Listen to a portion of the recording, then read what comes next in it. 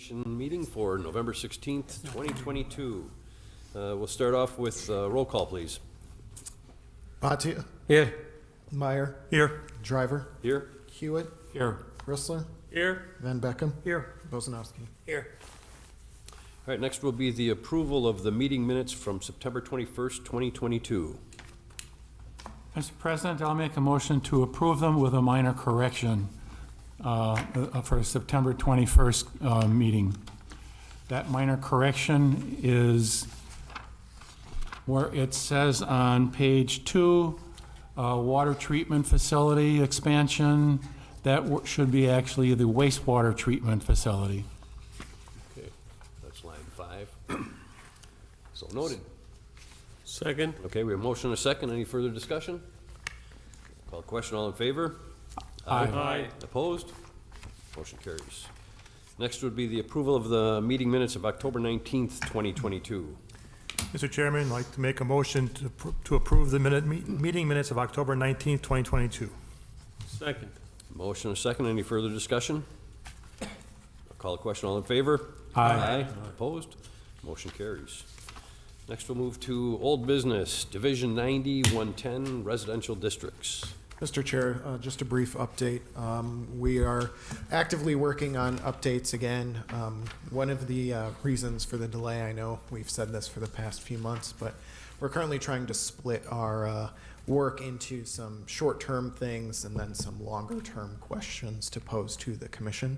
So we're in the midst of that, but some of the things that we're thinking about for the residential districts include setbacks, the delineation of unit types across districts, as well as some of our height limits across districts, which are a little bit uneven when compared to the building types that are allowed. For instance, good example, in RH2, we currently allow a 90-foot multifamily building, but only would cap a single-family home at 35 feet, but they can locate next to each other. So we're just trying to clean up and simplify some of those things, as has been our goal for uses in some of the other sections of the code. So we'll have a more detailed report for you in December.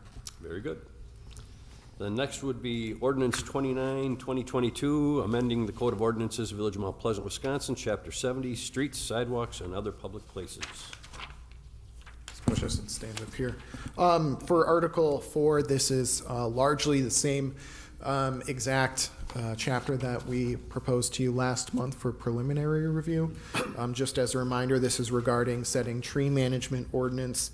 What we've done is split that into purpose, definitions, setting the authority and power for the village to regulate trees, tree planting and care standards, mostly related to public trees, but there is some minor stuff regarding private trees on private property. I'll get that to that in a second. Prohibition against harming public trees. These exist both as street trees and in public parks or on other public lands. Adjacent owner responsibilities, so if you live next to a street tree, what your responsibilities are and how you might replace one or trim one or deal with damaged trees, things like that. Then finally, declaring certain trees a nuisance. Those are those trees on private properties that are in an immediate danger to health and safety. This is a bit of a revision and a cleanup of our existing tree nuisance ordinance, which we're going to relocate into this section. So other than that, not much has changed from last month. I can answer any specific questions anyone might have. Other than that, we'd look for your recommendation to move this forward to the village board. Also, as a reminder, this has been through Public Works already as well. Okay. Just one quick question. Did it get in the budget Monday night? Yes, partially. So the Parks and Rec portion of it did, so we raised that to about $15,000 and some change. Public Works did not, although with my conversations with Tony, he anticipates that in future years we'll phase that in as well. So we're working on it. Okay. Okay. And we saw, we're at least 25% of the way there with this year's budget. Okay. Any questions of Sam? Can I make a motion then, if that's the case, that recommend that the Plan Commission recommend that the village board approve the ordinance 29-2022? Second. Motion and a second. Any further discussion? Any public comment? Hearing none, I'll call a question. All in favor? Aye. Opposed? Motion carries. Next will be Ordinance 38, 2022, amending Code of Ordinances, Village of Mount Pleasant, Wisconsin, Chapter 30, fees and charges of Chapter Parks and Recreation. So this is an expansion of the Parks and Rec ordinances that we and George brought in front of you last month. The main addition is for Chapter 30, which we described last month, but now you have it in writing in front of you. What this does is reorganize Chapter 30, and it says 20 there, it should be 30 on the presentation. Right. Fees and charges, reorganizes it by department, so it's a little bit more clean of which departments are charging those fees and how they relate to each other. Large part community development fees were pushed together, public works fees, and then fire fees. It simplifies South Shore Fire Department fees. In conversation with Ed and South Shore Fire Department, there were actually two different sections of the ordinances that had set separate fees. So we're removing one of those entirely, referring to the fees that we charge, but the actual numbers will be held on file with the village clerk and are also referred to in the fire section of the ordinances specifically. And then finally, we added parks and recreation fees. Again, they aren't the specific fee amounts. Those are held in a fee schedule with the village clerk. It just refers to the fees for which we charge in parks and recreation. So special events, room rentals, outdoor rentals, things like that. And that allows us to adjust the pricing as need be, correct? The rest of the ordinance, if you read in the front end, anticipates that the finance director and village administrator will look at the fees about every 2 years. Those are on kind of a little bit more flexible schedules because oftentimes certain fees make sense to change while others don't, depending on the specific types of permits and what other communities are charging and all of that. But in large part, yes, it's allows us to update those a little bit more quickly and readily and keep up with the times instead of doing, waiting 15 years and then bumping it up 40% or something like that. Okay. With Chapter 58 then, it is in large part the same exact thing as you saw last month as well. I believe in the executive summary we identified, and George can speak to some of those changes as well, but most of the comments I believe came regarding the canine section of the ordinances.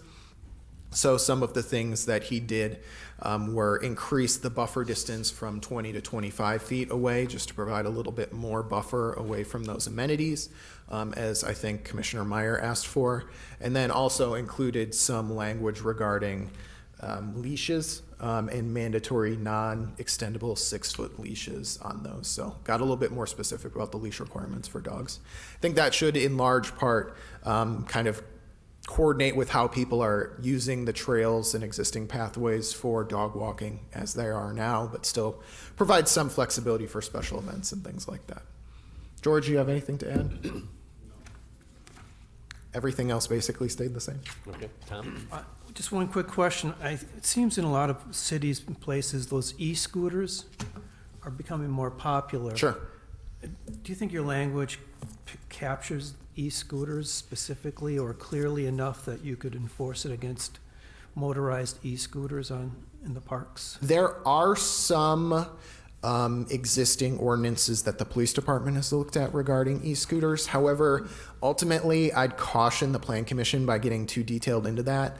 Honestly, the differentiation between e-scooters, e-bikes, normal bikes are less important these days. And what the state has done is classify them, in most states across the country, classify them into categories. So essentially you have class 1, 2, and 3 based on how fast the assist can go up.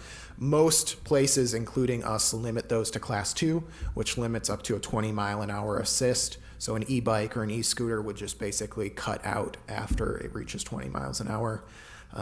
And that's pretty consistent across most municipalities from what I've seen in the state of Wisconsin. It's kind of tough to ban lower than that because people will ignore you and ride them anyways. And these days with e-bikes, I know e-scooters are a little bit easier to see because they look different, but many e-bikes, the battery's built into the frame. I mean, unless you're looking at the axle specifically, they don't look or function all that differently anymore than they do. They go fast enough to cause injury in a collision with pedestrian. They certainly And do. The drivers of those are no more I think, conscientious than the other categories that we expressly prohibit. It just strikes me, you've got a laundry list that talks about motor-driven cycle, bicycles, so you've got a list going, but I'm just raising the question, I'll leave it sort of you and George, but I'm just thinking you might want to address it because I think you'll be faced with them. I agree, but I think if we did, people would just ignore us. I don't think there's any way. There's too many e-bikes out there now. I mean, and most other communities allow them Well- specifically. I mean, unless we had a cop permitting like everyone who rode on the Pike River Pathway. I'm very hesitant to, class 3 where they go up to 28 miles an hour, those, yes, should not be on the pathways. Those should be more within regular rights of way. But the ones going up to 20 miles an hour, I mean, frankly, a good bicyclist with like a high gear ratio can hit 20 miles an hour with or without e-assist. So it's just, as our pathways get busier, this is what communities end up facing is more people use them and some people Just go kind of fast. Question though, if in a matter of policy, we want to prohibit something, we should do that versus not prohibiting it on the theory that, well, no one's going to pay attention to us, because that, you could have the same attitude about drinking in the parks. If we ban it, so what? They're going to drink anyways, they're going to smoke pot. I mean, there's a lot of things that people are probably going to do anyway, is litter, you name it, but that doesn't mean we shouldn't ban it. Yeah, I totally get your Prohibit point. I just fundamentally disagree that we should ban Class 2 vehicles from the trails. I think they're so popular that we would face pushback. Also, the parks include the Pike River Pathway, which it traverses almost the entirety of Mount Pleasant north to south, and it's a huge distance. Those kind of distances are much more accessible with like an assist rather than not an assist. And as far as most anything with a scooter or whatever, like the amount of weight is negligible compared to like an actual big vehicle, and they're all kind of the same as what I sometimes call an acoustic bicycle or scooter or something like that. So just kind of looking out for those, and most of the increased use in those trails are ultimately going to provide more trails, I think. So those are pretty good, but we should be looking out for sort of a speed limit kind of thing, that any device going over a 20-mile-an-hour speed limit on the trails should be curtailed. Also, maybe something like a noise thing for like dirt bikes. Those exist in other parts of the ordinance, is Yeah, why they're go not ahead. addressed here. All right, cool. I don't want to get bogged down on it. I just wanted to. Yeah, I point think out- it's totally, it's an issue a lot of communities are facing. I think that's why the state created those class divisions. As those things have gotten more popular, you see the e-scooters in urban areas more frequently as well. So I think that Class 2 is about where most of our peer communities have landed that are acceptable for trails. Okay. Sam, do we coordinate at all with any of the county trails? Oh, they certainly intersect with the county I trails. realize that. That's what I'm wondering. Is this all mixed together, How so? Like Well, I mean, per as far- regulation or? regulation-wise and everything? Yes. Not really. The county ordinances are separate, but I would say they coordinate. So we're certainly not enforcing county ordinances on our trails, but I mean, every community I've looked at that does trails cuts it off at Class 2. I mean, people use a Class 3 because, again, they're pretty hard to tell the difference when you're talking wattage and all of that, but that's where most communities I've seen draw the line in the sand is Class 2, okay, Class 3, not okay.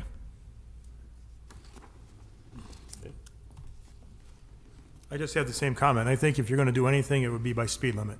Yeah. That would be the only way to do it, because you're right. We've got bikers down on the pathway that they're doing well over 20 miles an hour pedaling.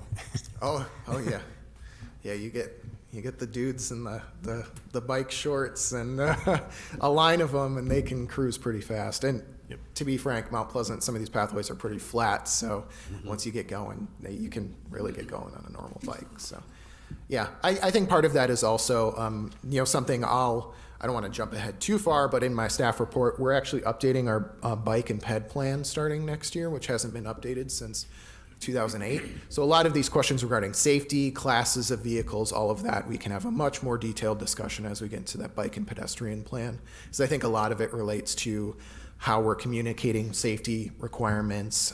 George has done a lot with pathway signage, but there's, coordinating that across the county and all that kind of stuff. So we'll get into it in thorough and mind-numbing detail as we start the bike and ped plan update next year. All right. Any other questions from Sam on this? Well, one other last question in regards to it. If we talk about we're going to be assigning the hours for the parks, and it's going to be falling on this committee here, along with George. Are we going to be doing something in regards to that, at least during the winter now, to have discussions in regards to that? Or are we going to making any changes or any recommendations coming that way? Yeah, I was kind of waiting until this passed before bringing it to the table, but I'll be bringing fee schedules, everything to the Plan Commission next month for the upcoming year. So some of the stuff we may have to push to the following meeting, depending if it was like park hours and things like that. But with our permitting season beginning in January, all of it is ready to go, but it's been waiting for this process to be adopted before being presented. Thank you. Okay.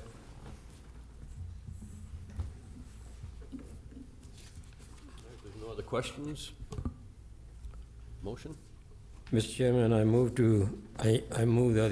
that the Planning Commission approve the ordinance 38-2022 as presented. Second. Motion and a second. Any further questions or comments? Any public comment? Hearing none, I'll call the question. All in favor? Aye. Aye. Opposed? Motion carries. Mr. Chair, if you don't mind, I'd like to ask the Plan Commission if they're willing to skip ahead to George's report so he doesn't have to stick around through the entire meeting. Just Long to give as he's you up. We're already We don't talking want about to parks, so I thought it'd be a good. I'm good with that. Is everyone else good with that? I'm fine. Yep, you're good to go. Oops, wrong way.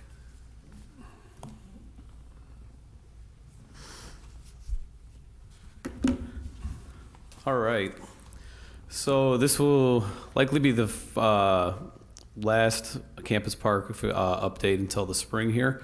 So kind of want to do a comprehensive look of what was done and completed thus far with the entire project. We're in our last week here with contractors being out on site. So they ended up staying a couple weeks longer than the original projected timeline. We have completed all the concrete, all of the asphalt work, the building, lighting. We are about 90 to 95% done with all plantings and seedings out on site. Fencing is all done.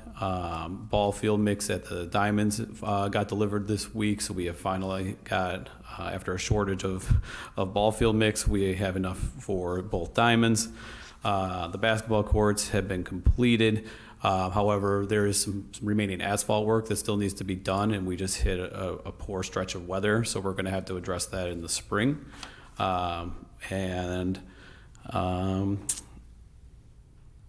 Yeah, I think that's everything that's been completed. So as far as what we are going to do in the spring, we, upon our punch list walkthrough at the end of October, it was a partial punch list, and we noticed that there was some area that needed some drain tile. So we're going to be adding some drain tile in the spring here.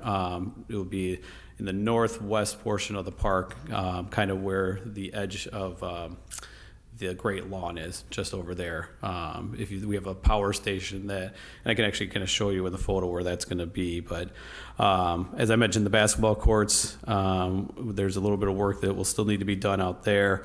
We're going to need to do some fine grading and rolling out at the cricket pitch. After walking that site, we're happy with the way that the grass has come in. However, it is unlikely that we will be able to use it for play of next year. Recommendations are 12 to 18 months for athletic turf fields for use. I think everybody has to remember that this is not a park just for 2023, that this is a park for the future. So we're going to keep the best interest of the park as a whole at the forefront here. So we may end up closing off that portion for next year just to save that turf. We'll be testing the splash pad, and then in addition to that, we will be taking down all of the construction fence and beginning to phase in all of the areas of the park. So what we did here in the fall to protect all of that seating, we changed a little bit of the fencing from what you had seen from the last meeting. Again, this is all based from that walkthrough that went through at the end of October. We'll be opening the trail to Smolinski here, and that will be open by early next week, maybe sooner. I think the fence guys are out there today. So the trail from Smolinski will be open to the public. We have changed the pickleball access from, it was in the southeast corner of the park, or sorry, northeast corner of the parking lot. It will now be dead center at that primary walkway. We've created a tunnel of fencing to allow individuals to go down there. You'll be able to access the pickleball to your right, and we've reopened the playground to the left. So most of this fencing setup is really to be ready for in the spring when temperatures begin to warm up. We're already set ready to go when people want to start using the pickleball again, start using the playground. We'll have those amenities open. Same thing with the trails. And as we continue to make these early improvements, like if the asphalt is done in late April, we'll begin to open that portion of the park. So it's going to be kind of a phased opening in the spring here as we can evaluate everything. There's just going to be some growth questions that we'll have, and we really won't know those questions until we see it in April and May. So, let's pray for some good weather here coming up in the spring, and then we get a few mowings in, and we'll be able to see what will be usable and what will not. So, we anticipate that all of the shelters, the basketball courts, the splash pad, everything should be ready to go by late spring. Nothing out of the ordinary, aside from the fact that we thought we might be able to get the outer loops of the pathways open here this fall. Unfortunately, we really want to protect those plantings and growth. So we made that decision to at least let's open up the Smolinski Path so we've got that connection for individuals, and now we've got the playground and pickleball set to be able to be open again. George, the bathrooms, are they going to be locked for the winter? They will be, yes. Okay. Yep. So we have water and power and everything to the building. We will keep our portalet out there as we have all winter. But it's because of the design of the park to try to fence in various areas and allow certain areas open and closed, it was not worth it for us to do that. We did get quotes on what the fencing would be per linear feet to fence in certain areas, and it just was not cost effective to do that. Well, as on my way over here, I could see a couple of fencing trucks over there, guys working right now. Yep. Yeah. So, but again, we wouldn't be having any winter programming out there this year anyway. So No cross-country skiing. well, yeah, I guess potentially on the path there could be some snowshoeing and things like that. But so the bathroom use would have been minimal at this point anyway. There is some electrical work that they're going to do off and on here in the winter as well. So, yeah, just kind of evaluating everything. That's why we went with the direction that we did. So, I'll just go over a couple of these photos so you can kind of see where they are. The picture on the left is looking out towards the DPW building. You can see our event lawn lighting and some of the native plantings that they had put in. The other picture is on the south side of the band shell, where the steps, the railings are actually going in today as well. You can't see those in the photos. And that's the men's and single-use bathroom on that side of the building. This is the opposite side of the great lawn from the previous photo, and you can see that's the shelter adjacent to the playground as well as the splash pad, and then there's a view from the splash pad looking out towards the band shell. Just a couple other shots here looking different directions towards the band shell. These photos were taken about a month ago. And so if you've driven past within the last month, you could see how green the grass actually was getting. Like I said, we're actually very happy with the way the grass has been growing thus far. So this was actually pretty recent after they had done some hydro seeding out there. George, where's the seed coming from? Locally? The contractor is based out of Mequon, Okay. who won the contract. I don't know specifically. I could get back to you on that. I was just curious. Yeah. On the left there is the art walk, and you can see the East Diamond, which ball field mix, and then the shelter that's next to the pond. Each one of those art walk nodes has the same plantings around it, and will feature benches there as well. And then this is the backside of the band shell. You can see the concession window. The door on the far left is to our storage, and then the other single-use bathroom there is on the far right. And then yesterday I just took a couple of photos from the road there just to kind of see the sheer size of the park. You can actually see, this is what I was referring to, where the drain tile will need to be going in there. You can see a power station there on the left-hand side of the photo, and you can see the puddling water there. So that'll be addressed in the spring. Luckily, it's not an area of actual play or anything, so and it's the access point coming in from the road there, that's for vehicular traffic anyway, so they can enter right off of Campus Drive with minimal interference of the park. But again, you can see, even with yesterday's snow, how the grass was coming in very nicely. George, just for Yep. a project of that size, are you pretty happy with the surface runoff at this point? Is it Yeah. performing as designed? And I've been very satisfied with Featherstone, who was managing the project. Ken Ward from Rupert Milky, the engineer on the project. They've had numerous site visits. These heavy rains that we had in the fall here turned out to be really beneficial, especially that 7 to 8 inch rain that we had. We saw all sorts of areas that could be addressed, so that we would call the contractor who had the earthwork come out and add topsoil. There were areas of the asphalt that had to be redone because we didn't accept it based on the way that the water was on it.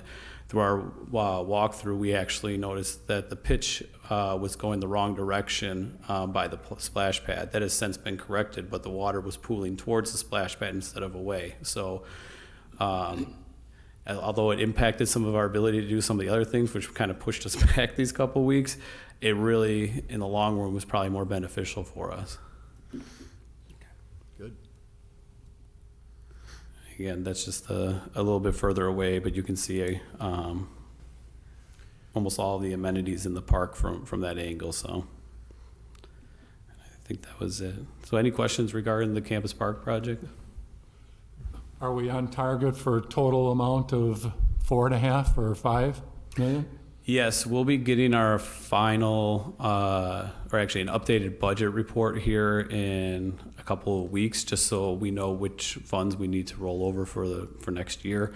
At this time, I think we still had 15 to 18% of our contingency available. So with no other major things forecasted for it. So I did pull off a little bit on some of the amenities that we were going to get as far as like picnic tables or garbage cans. So with any of those extra funds, we'll be able to populate the park with that, perhaps add in more trees. So the money will still be spent in the park as part of some of the additional parts of the project that we just didn't get to complete. But yeah, we're on target to stay within our budget for sure.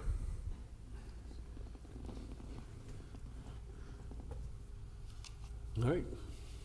Great job. All right, thank Looking you. good. And then the only other thing that I had, I just wanted to make note, we are having our tree lighting event here on December 4th. It will be the third time that we've done it. We open up the Village Hall. We'll be going 4 to 6 p.m. We had done previously 3:30 to 5:30. We usually try to work around the Packer game. It happens to be a Packer-Bears game that Sunday, so we pushed it back a half hour. And so we do some various kids activities, Santa, elves, we do hot chocolate, popcorn, holiday bingo, some other various activities. We usually get about 300 to 400 people. And then we'll do a lighting of the tree around 5:45. I can't thank DPW enough because they get out there and string the tree for us each year. And then we leave that up through that like last week of December. So, and then as I mentioned before, next month I'll be back with our fee schedule proposals, and then Brittany and myself will be back to present our end of the year report, similar to what we did last year. Okay. Any questions? Nope. All right, George, thank you very much. Thank you. Appreciate your reports and your timeliness and everything you're doing there. Yeah, I appreciate the support of the Planning Commission from the start of this whole project. You know, it's going to be a great asset to the community, and Keep us updated, so when we get the questions, we can get some of the answers. yeah, sure. You can always send them my way too. So. I will. Thank you. All right, thank you, George. All right, then we'll get back onto the agenda here under new business. Sorenson Creek Final Plat FSP 22-2. Mr. Chair, I think you skipped one. We have I final did. one under old. I did. I just want to see if you were paying attention. Fair enough. I was paying attention, which is like, I'm not going to talk about that. that's. Okay, go ahead. Okay, so this is Resolution 1522, a comprehensive plan amendment for 3528 Meacham Road. It's for the two separate parcels right there, ending in 030,000 and 031,000. Owner is Blue Sky Midwest and Simon Villa Chavez. Applicant is Christopher Wan. This is in local planning area 19. We don't have a current local planning area plan for that one, and the zone is RH1. The applicant applied to change the village as part of the land use element of the multi-jurisdictional comp plan for this particular parcel. The site currently contains 2 commercial buildings, of which the applicant wants to sell via condominium plat. However, the current zone is RH1. To clean up the entitlements process, the applicant intends to change the comp plan designation and zoning to match the current business use of the property. Village staff also included the parcel to the north, which should not affect the existing property owners, other than giving them similar flexibilities requested from the applicant to the south. These parcels are rather unique because they're completely surrounded by the city of Racine. So the village believes it's logical to include the same, basically give, as one goes, so does the other. So if you look over the questions for review, just to kind of summation all of that, is that the village staff believe that this amendment is within the goals, spirit, and parameters of the comp plan, and that promote good development within the village. We recommend that the Plan Commission moves to approve this resolution, 1522, 3528 Meacham Road Comp Plan Amendment, CPA 22-2. So this had a public hearing at Village Board just on Monday night. Did not receive any comments, and we did not receive any sort of written or testimonial comments in the interim. So just a very minor thing for some parcels that are real weird for the village. Obviously, our borders with the city are wonky, to say the least, and we always have to kind of do these on a case-by-case basis. All right, go. The question I have is in regards to the adjacent property. They're obviously not on here as an owner or an applicant. I'm assuming they're aware of this? Yes, they were and notified. Agree to this, and why would it not be added on to here as an applicant then, at that point then? Because we as staff are basically applying for them. So we're the applicants then, not really Christopher Wan then, right? Yeah. Well, it was so. It's a sticky point because you've got one person requesting this who doesn't own the property. Again, we're back to, we did this once before, not that long ago, and We have it on another particular one later on, and this particular board is just that if we're going to, and there's other reasons for that too, but with comp plan amendments, it's also not necessarily super recommended that it be done one parcel at a time. So staff recommended that when we put it to public hearing, we recommended that the concept be expanded, and that was agreed upon at that time. Okay, because we don't have anything here that says anything about the other owner requesting this. That's why, in understanding it, that's my only fallback is we're going to make a change to somebody's property who's not requesting it. Yeah, so the only thing about that is that it does not restrict their land use rights in any way. It's only adding to the possibilities that they could rezone their property. They can zone their property what it is currently to any residential, and it adds the ability to rezone to commercial for their property. So it's not removing any rights for them. So I don't see why anybody would oppose more land rights. So, I mean, if the one next to them is going to be rezoned to basically what it currently is, yeah, but that was our sort of logic in that, if that makes any sense. It does, but I see Joe's point too. It makes sense, but like I said, it's, the applicant really should be then Mount Pleasant. Well, it's two applicants, so the applicant applied for the southern parcel to clean up the entitlements process. Then the staff added the northern parcel because we didn't want to do a one-off parcel comp plan amendment. We typically discourage that, particularly for these small parcels. So it's kind of a joint application. We wouldn't have addressed this at all had they not come in and said, we want to clean up this entitlement. They're allowed legal non-conforming commercial use on the south part of the southern parcel. So they could have continued operating. The only reason why this came to a head is because they want to split via condo plat and resell one of the buildings on the southern parcel.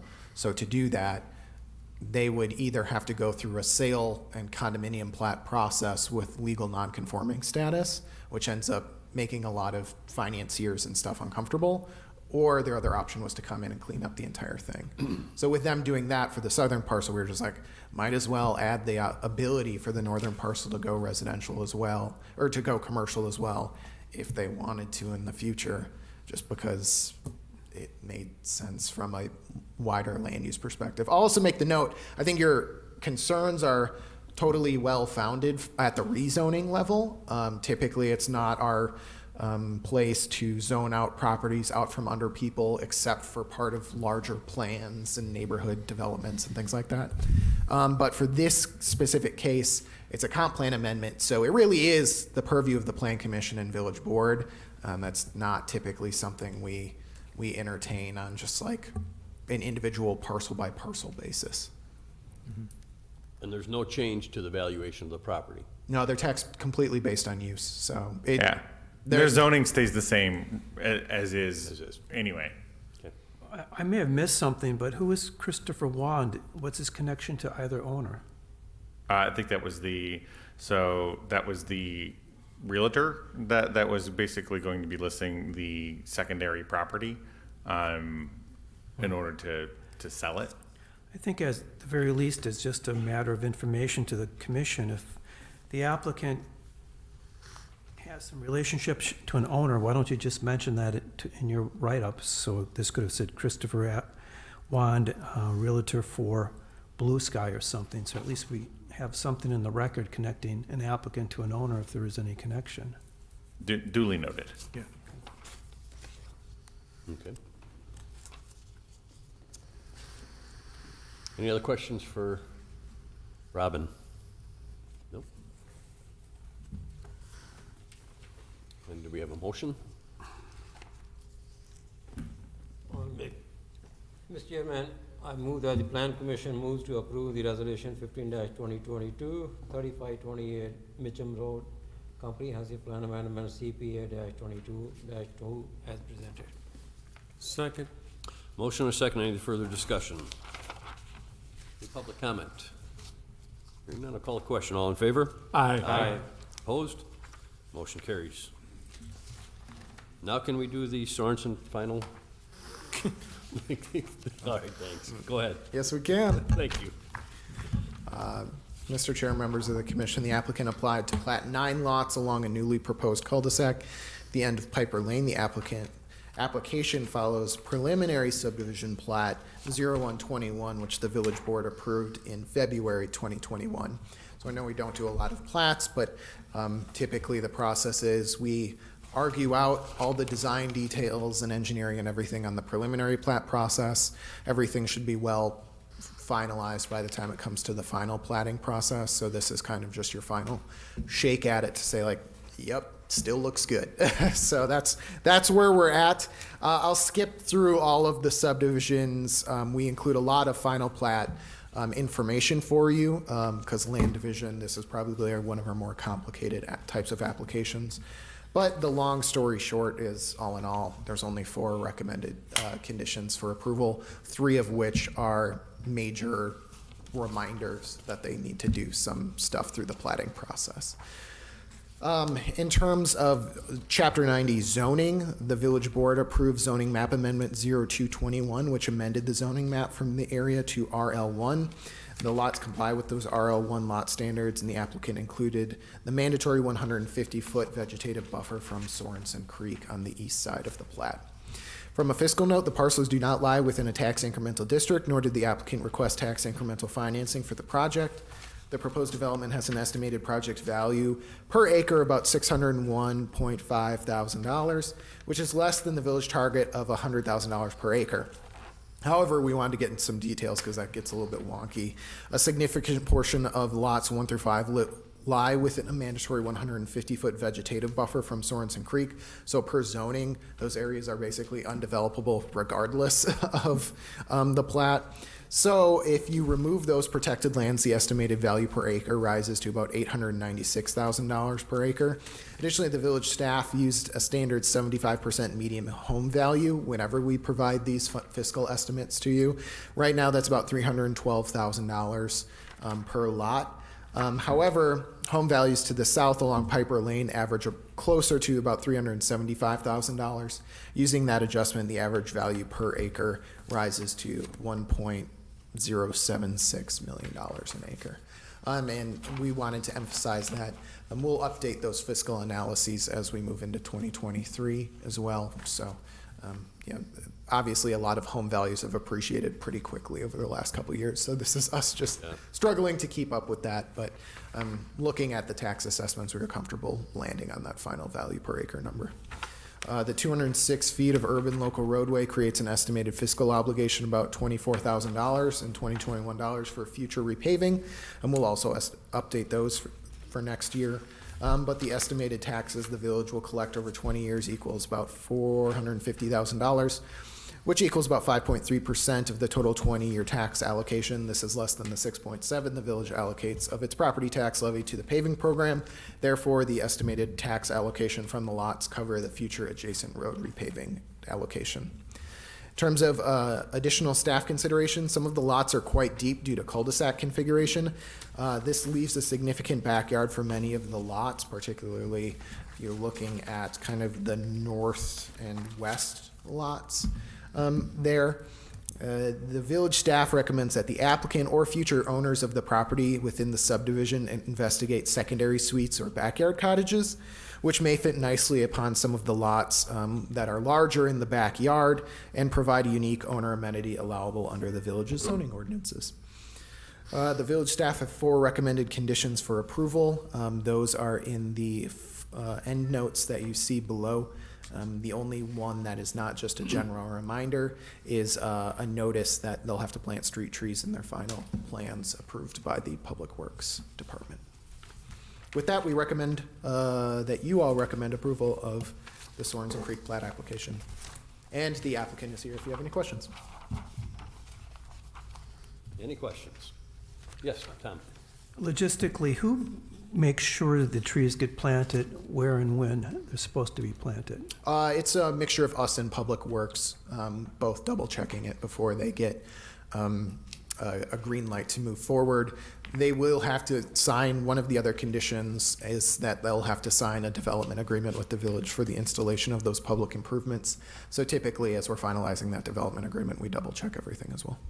But either your department or the Public Works does that? Yeah, both of us do. Okay. Yeah. All right. What is the determination for a cul-de-sac, whether it gets a middle vegetation area or not? Whether or not the applicant decides to include one. There's village standard for both within the subdivision ordinances, so it's whichever one they would prefer. You know, some decide to do it for amenity purposes, tree planting, et cetera. Other times it becomes difficult depending on how the utilities run through the cul-de-sac. You know, it might be that there's a lot of, you know, sewer or something running underneath where we tend not to include a bunch of like deep tree plantings or things in the middle, so.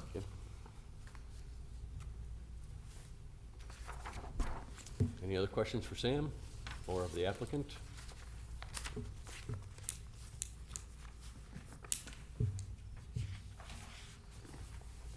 And you said the applicant is here. Would you like to add anything? If you'd like to, come up, name and address. All right. He always does. Sam, I've got one question on the vegetative easement. Yep. For that's an easement granted, who's the beneficiary? The village, the state? What rights are granted to the public entity vis-à-vis this easement? I mean, obviously, the owner can't build on the easement, that much I get, but Yeah. are the rights granted to a public entity above and beyond just prescribing? Generally, the village in coordination with stormwater improvements, so it allows us to go within that corridor and do stormwater improvements and upgrades to it. We give property owners, the vegetative buffer itself comes from the zoning ordinances, but then typically we mirror that with a stormwater easement for which they provided us plans for that as well. As the village develops along these creek and river corridors, oftentimes we're kind of collecting these easements and lands over time, and then we go forward and project by project. I'm sure, you know, Frank on Public Works Committee can attest to that. It takes a while for us to get in there, but sometimes they go in and do stormwater stuff in the corridor. We don't have any immediate plans to do any at this time, but we want to make sure that people weren't building within that corridor. But the drainage storm system, that'll be coordinated really with the initial development of the subdivision. Is the village, as far as vegetation buffer, does the village intending to go on there and take on the responsibility and cost of planting vegetation in that corridor? Or is there some onus on the owner developer to landscape it in some fashion that Neither. benefits? It's just stating that it has to stay natural. So existing vegetation other than invasives there should remain. Okay. The owner does have the ability to go in and remove invasive species within the corridor.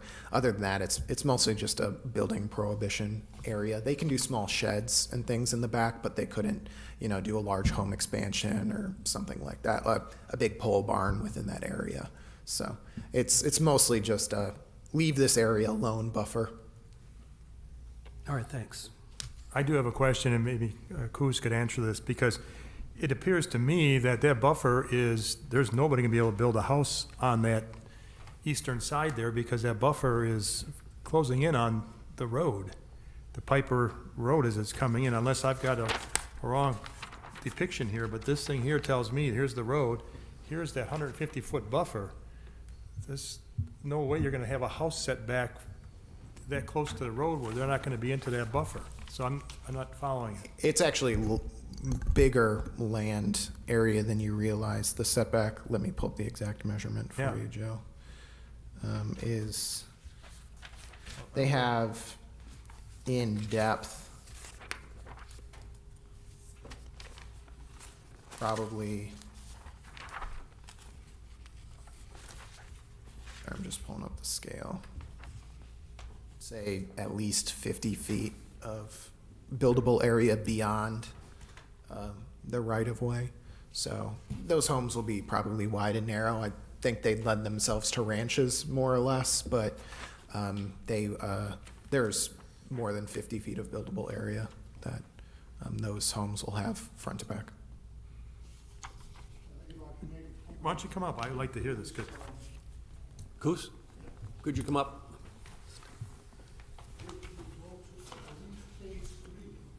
Okay, if you could give us your name and address, because this is being recorded as well.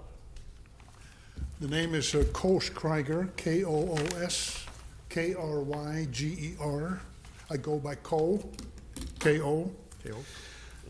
If you go to, I think it is page 3, the 150-foot setback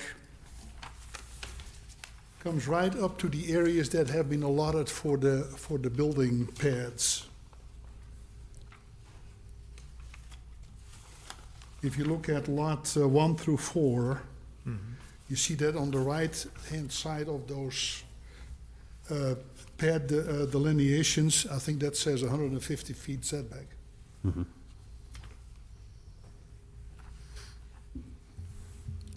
And just as a note to the commissioners, they can build right up to that 150-foot setback. So there's not like a setback from the line or anything Right else. to the line. The rear door on a porch could go up to that 150-foot setback, so. But when you say vegetation, you're saying you can't remove anything, so they can't put grass back there then either, correct? I mean, are you saying that They could keep and maintain grass if it's already there, which I think for a lot of these lots it is. But you couldn't clear cut like the existing trees to add grass there instead.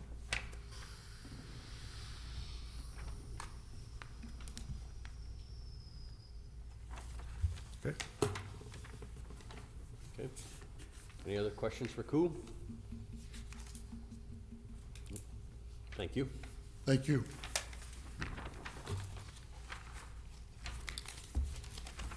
Commissioners?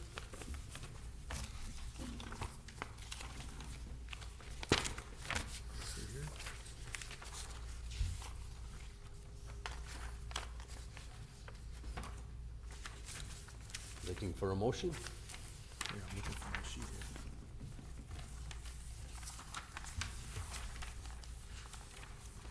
I move that the Plan Commission recommend approval of the Sorenson Creek subdivision plat application subject to the recommended conditions of approval listed at the Second. notes. Okay, motion and a second. Any further discussion? Any public comment? Hearing none, we'll call the question. All in favor? Aye. Opposed? Motion carries. Good luck, gentlemen. Thank you. Next will be Ordinance 40, 2022, a zoning map amendment for 2135 Racine Street, zoning map amendment ZMA 2212. Mr. Chair, members of the commission, the village staff applied to amend the zoning map for the parcel to match the existing commercial space on the property. The village last amended the zoning map for the property in 2020 with the zoning ordinance rewrite, but did not catch this commercial property.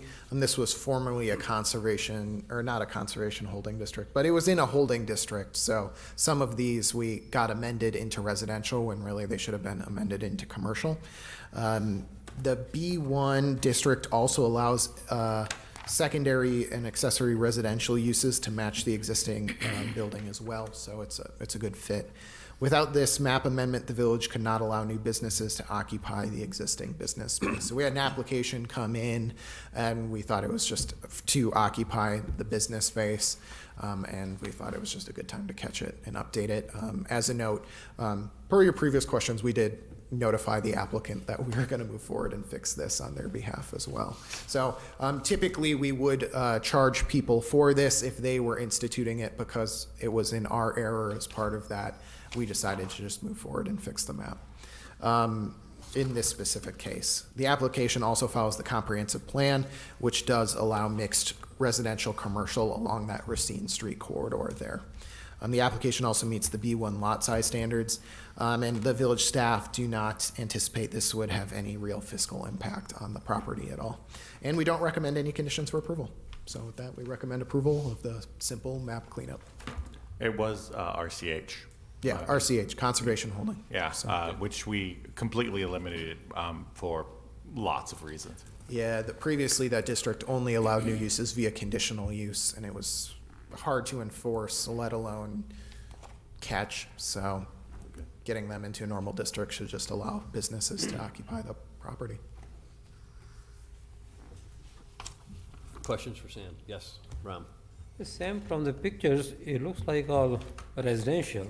Yeah, there's like a front-facing small commercial space on the first floor. Oh, I see.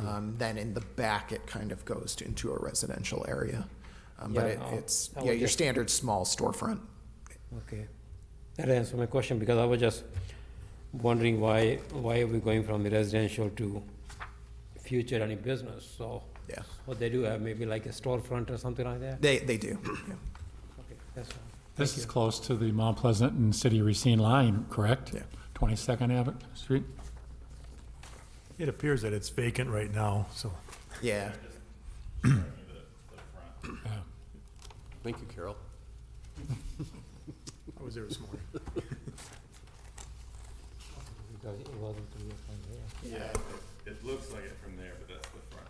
It's maybe 800 square feet or something. That's pretty small. Thank you.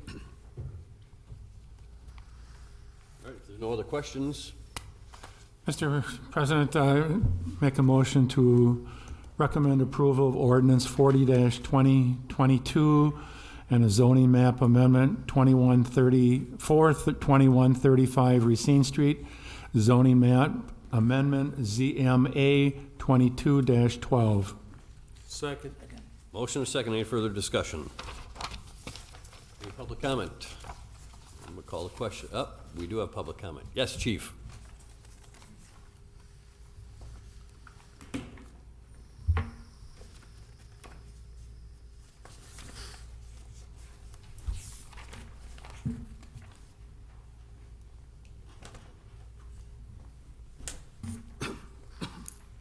Ed Lockhart, South Shore Fire Department, 658 Hunter Drive, Mount Pleasant, Wisconsin.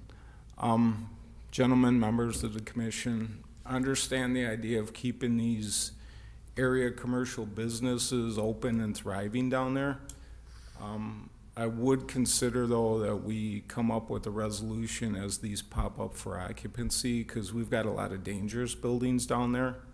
The one we're talking about right now isn't the worst one. But through the rezoning, I would anticipate the Mexican Lindo building, former, is still probably commercial, and we could have someone move in that. That building should not be inhabited by residential, then alone commercial. And I think what often happens down on the East End, unfortunately, is we get a lot of short-term business occupants, and then the building department goes in there, plumbing goes in there, health department goes in there, fire go in there. We all look at each other and say, yeah, they really shouldn't have a business in there, but they never get stopped. And if we can do anything between planning and zoning, fire, plumbing, health department, be advantageous to the village. Because, again, I understand the concept, the neighborhood, they need services out there, but collectively as a village, we need to start looking at what we want the East End to look like. And by just continually saying, yeah, we can have a commercial business in there because it was in the past, probably isn't appropriate. Any questions for me? That's a good point. Good point. And I appreciate your time. Yeah. Thank you, Chief. Yep. Well, Okay. I guess I do have a question, Chief, if you have a second yet, because you mentioned occupancy permit. If there's not a business in there now, they do have to come in for that, correct, Sam? Yeah. So at that point, that would trigger the fire department and inspectors to go in and either approve or deny, correct? Correct. And I think one of the things you're looking at with these type of occupancies, because they are older, I think this building was built like in 1930. Certainly not big enough to require any sprinkler system, any fire alarm, any notification, nothing like that. So when I go in, I'm saying put a couple emergency lights in, put an exit light in, and make sure your extinguishers are in there. Now, if you got kitchen and cooking operations, then we can compel them to put a kitchen hood and a suppression system, for deep fryers and stuff like that. But from the life safety, I'm looking at the building and the structure itself, and I don't have authority to put the brakes on that. I can, try to pump the brakes. So, and Sam and Robin face the same issues just through planning and zoning, because we work with them on, other problematic buildings in the community.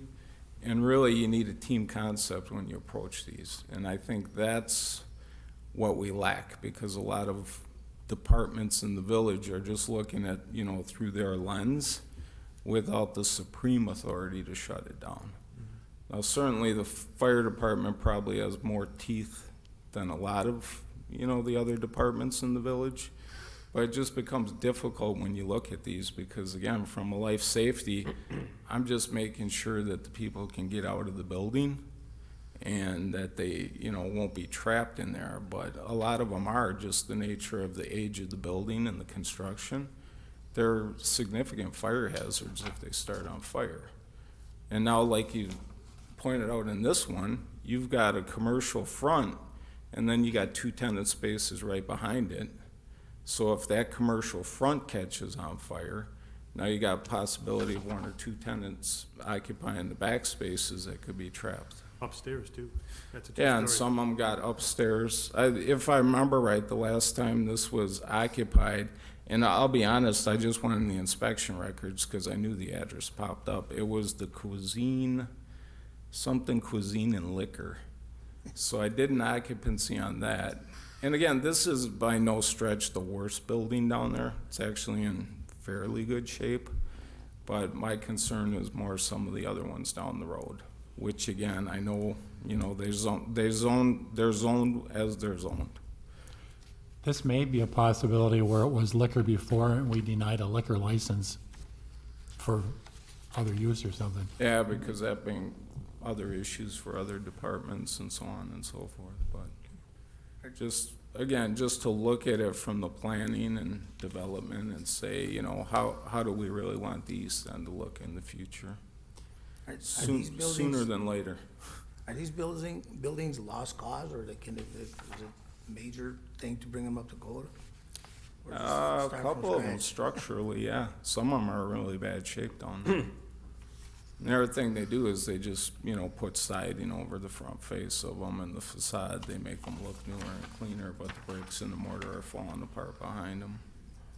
Cedar Construction down there just went through we worked with the building department on that. They just rehabbed that building to make it a little safer, but unfortunately, they're older buildings. And I understand that becomes cost prohibitive for the owners to try to get them, up to speed. Being that this is also very close to the cop house, do they have any questions, directions, information, or anything that they share with you or share with other people and everything, keeping the eye on it? Yeah, Fire's been working closely with them, and years past, like about 2-3 years ago, I went around with Officer Kelly and Quapple, and we actually did occupancy loads on all the buildings and bars, assembly buildings out there. So we made sure that they're posted inside the building, how many people they can have in the building. Worked and talked. Police department does most of that. They talk and work with the owners about, watching their nighttime occupant loads and stuff like that. But Fire's definitely been involved with them. I've worked with Sam and Robin in the past on other problematic occupants in the village. So there definitely is cooperation. It's just we just always got to improve on it. Have to keep our eyes on it. Right. And I thought this was a good opportunity to bring it to everyone's attention and just say, I totally understand we can't just, I'm not suggesting we just isolate that area and shut everything down, but just for future planning, we really got to try to come up with a way collectively to get some building improvements down there. And I know I won't be able to sprinkler all the buildings and put fire alarms in them, so. Well, it makes me happier that, there is a system in place that it's going to be inspected before somebody starts something up. So I'm comfortable with that. Yeah, in regards to this zoning, I think one of the best ways that I've seen since been at the village that we do catch these is actually when people, we try to push people through the process. So in a roundabout way, by granting the zoning and cleaning up the map and giving someone a legal path to go through the process, where I've seen a lot of the issues is when people are just kind of occupying buildings without coming to us. So the more we can get out of the way and do our inspections and do our job, and then, help on the community development side of the department, I think is where we can work towards improving these buildings in the future. And Fire would agree with that 100%, because you'd have a much larger problem if something happens in that building and then you find out it's not even zoned appropriately. So again, we totally understand that. I'm not in any way objecting to rezoning and making it what it should be. Okay, we'll keep our eye on it. All right, thank you everyone for your time. Thank you. Chairman. Ram? I have a question for Sam. Sam, if they are not zoned properly, how can they have the business? There's, for this specific location, it depends on when the last business was occupying that building. I would have to go back and look in the records. So they're more like grandfather? If there's been a business use in there in the last 12 months, then yes, they would qualify for use grandfathering, where it would be hard to stop them either way. That's why we try to catch the map cleanup, so we can get them through the right process instead of that grandfathering where we just kind of wave our hand and say, well, they can do what they want to do. If it's greater than 12 months, then they do lose that use grandfathering clause, but oftentimes that gets into a fight in and of itself of what business was in there, and not specific to this property, but other ones we've seen people claim there was a business use without evidence of it and things like that. So it's just easier to get it cleaned up, and then we're not dealing with any of the grandfathering rules. We can just permit uses by right and go through the normal building inspection process. Thank you. All right. We have a motion? Yeah, Mr. Chairman, I'd like to move, the Plan Commission move to recommend approval of Ordinance 40-2022, zoning map amendment for 2135 Racine Street, zoning map amendment ZMA-22-12. Second. Okay. Any other comments, questions? Call the question. All in favor? Aye. Opposed? Motion carries. Next will be Christina East Preliminary Plat PSP 22-2. Robin. Yeah, so this is a application to extend the Christina East subdivision plat. Oh, speaking of Ed, is basically plat a residential neighborhood with 10 single-family lots. This is an extension of the Christina Estates subdivision. Last seen approval FSP 0221 in March 22, 2021's Plan Commission meeting. Just going down the subdivision regs, it is in compliance. Just a general note under land suitability, there is a condition on at the end that the applicant shall provide approval from the Wisconsin DNR about any proposed filling of wetlands that are indicated on the property that impacts lot 2, 3, and 8. Everything else meets the ordinances as sort of delineated there. The next one where it goes down to they need to provide existing vegetation information just a little bit more as far as that's concerned. For the HOA docs that they submitted, they need to update those so they don't actively conflict with village ordinances and even federal ordinances. Stuff like regulating sign content is in there, as well as indication of different sort of standard setbacks and all of that sort of stuff than village ordinances. Also indicates that there's sort of an architectural review and control board without necessarily indicating that it's going to be a part of the larger Christina Estates HOA. Without that, then, I mean, there's not going to be enough people to staff an architectural control board with 10 houses. So stuff like that, that they just need to clean those up and submit those back to staff. Okay, and they do meet all of the lot size requirements for Chapter 90 of the RL1 district. They're a little on the large side, especially the corner lots, but those are corner sort of turn lots. Not much you can do about those. The parcels are not within any, so going down to the fiscal note, parcels are not within any tax increment district, nor did the applicant request any tax incremental financing. The proposed development has a project value acre of just a little bit over $1 million an acre, which is greater than the village target. It's only 320 feet of urban local roadway, and it's an 8.9 road paving allocation. So it's just a little bit over what the village normally allocates to road repaving. And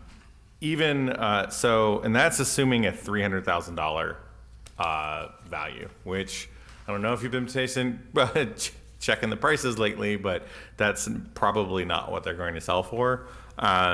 So if it's around 375, a little bit north of 400, they would actually be greater than the cost of repaving the road. So we don't have any additional considerations beyond that, and we recommend that the Plan Commission move to recommend approval to the village boards, so subject to those conditions listed. Also, if it does come back that some of those wetlands do affect, those particular lots, staff would like to kind of reallocate the lots based on, probably skinning them up or consider maybe duplexes or something like that in order to kind of fit the amount of housing they're looking to get on the other lots and not putting anything on those wetlands, i.e. depending on the DOA review. Well, I have a question in regards to that because the road goes right through the wetland. So I don't understand how, if they don't get some way to fill it, and I would like to hear from you guys in regards to what are their options if they do fill it? What happens to that water? Do they have to, at least at one point, used to have to provide 1.5 times the area in another spot in order to account for that runoff? So maybe you guys can go through a little bit of that for us. Choose per DNR reg, they can either choose to mitigate on site or they can pay fill credits to the DNR to purchase credits from wetland banks existing in the area. So either option is how they could get a permit from DNR to fill it. We just want to see which path they choose and get that permitting documentation, which Public Works will want to see regardless as well. I think your question in regards to water drainage and stuff will be hammered out through their grading plan, but I would assume there will be outlets. Everything in that area kind of drains to the south because that's where the village pond is. There's a wider detention basin that's taking all the stormwater from all the wider areas there. With the Christina Estates additions to the north, the applicant actually did some work to improve those. So they'll continue to work to improve that pond to take the stormwater into the village pond. So I would assume there will be some sort of outflow to the south that'll direct the water from north to south. Oh, and that's what I'm concerned about, because who owns the land back there? That's because they're going to have to take that water. It's got to go to somebody else's property unless they own it. And yeah, it's to the village's wider detention basin to the south. Okay, thank you. Which is directly bordering the south. The land to the north is platted but undeveloped roadway, so that it's just kind of, it's technically the village's, but it's more or less forested at this point. So they'll have to take the drainage from the village road parcel at this time, convey that through their own parcels to the pond to the south, to the acceptance of the public So there works probably have to be department. an easement somewhere. I would assume there will be at least a stormwater easement, probably along one of the lot lines. I don't know if they'll do swales or storm sewer, a mixture of both across the Plat, but I would assume a mixture of both. I'm also under the impression that they're basically applying for like an exception as far as this is concerned, to apply that these wetlands aren't all like of high quality or that they're potentially man-made because of lots of stuff that's going on back there. So that's what, one thing that they're trying to hear back from, and that would affect the cost and ability to mitigate the wetlands. I hope that they got some kind of an answer from the DNR before they went through the cost of doing a survey and everything else. I mean, it doesn't make any sense otherwise. Well, they'd have to delineate the wetlands regardless of before or not they applied. So it's just taking longer, and talking to them, it's taking longer for them to get an answer than they thought it was by the time they applied. They're still waiting on it. So they kind of got stuck in the process, and so we put it as a condition on the back end. Tom? I've got a request that when you bring preliminary plats to us or final plats, your summary and the language approving the resolution should say preliminary or final. So it's clear that it's a preliminary plat that's being brought to us, and we're recommending approval of a preliminary plat application, not final. I just think it'd be a little cleaner that way. And then secondly, I have a question in terms of what's usually done on preliminary plats. Is it normal for them to not be showing the streets and easements? I assume that's the case. Or do you usually see streets So- and easements in preliminary plats? So we're in kind of a transition phase as far as when and all of that sort of stuff is submitted. Normally, it was all basically preliminary plat was very kind of more preliminary than most. Now, the way our ordinances are now, they should basically have most everything, and then between preliminary and final should only be cleanups or notes that we have given them from the preliminary plat. And that is sort of taking some time to kind of get through, and just kind of putting those out there as far as review and whatnot. They have submitted this to the DOA and as well as the street sections and whatnot. Those are on their way. Well, what is our policy then, or your practice? Is it to have more detail than what's coming here, or is this bare bones platting considered acceptable for you to recommend that we approve something this preliminary? This is not a high level of detail, but considering, that's true, 100%. Not a super high level of detail, and I'm not sure whether or not, obviously they're not going to get anything in the ground right about now, so it's not going to, do anything but change, I guess, how they approach it financially as far as their banks and all that sort of stuff. We got approval, yada, yada, yada. Should they have some more stuff? Yeah. Well, as a commission member, I guess I have some expectations of what you're bringing to us when you ask us to review something and approve it. Mm-hmm. And if it should be a certain degree of detail as a matter of practice, then I think that should be something that staff insists upon. And if it's not coming to us with that degree of expected specificity, I think staff should say why you're bringing it to us in a more of a bare bones basis, and why you think the specificity will be accomplished and when, as opposed to just, again, an act of faith on our part that it'll all happen somewhere. Sure. And let me point a specific example in your write-up, 7.9. The applicant shall amend the plat to show utilities, drainage, et cetera. Are you talking amending the preliminary plat that'll come back to us a second time, or making an amendment that shows up in the final plat? When you say amend the plat, which plat? So the preliminary plat needs to have those. So the preliminary plat then goes and gets approved for with Public Works for all of those sort of things, and only when they get approval for that can they proceed to the final plat approval process. So it is required for them to do that before even the preliminary plat is finished and accepted. I understand it's confusing. And So we're approving a preliminary plat that's not expected to be the final quote, the final preliminary plat. And that's usually, yes, and usually that is somewhat normal, especially when it comes to like all of the things that are by statute just kind of pushed to say this is reviewed by DPW and not by this body. And that is more the technical side of, stormwater utilities, all that sort of stuff is subject to engineering review, which is not us.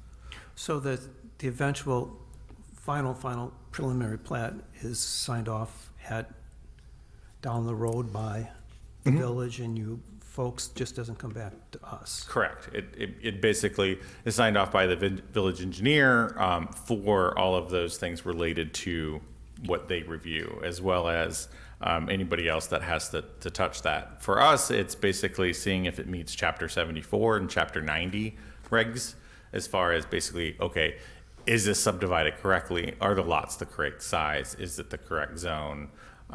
Do they meet the requirements of subdivision, you know? And if they don't, then we sort of spell out, okay, this is what you need to do for this to be complete.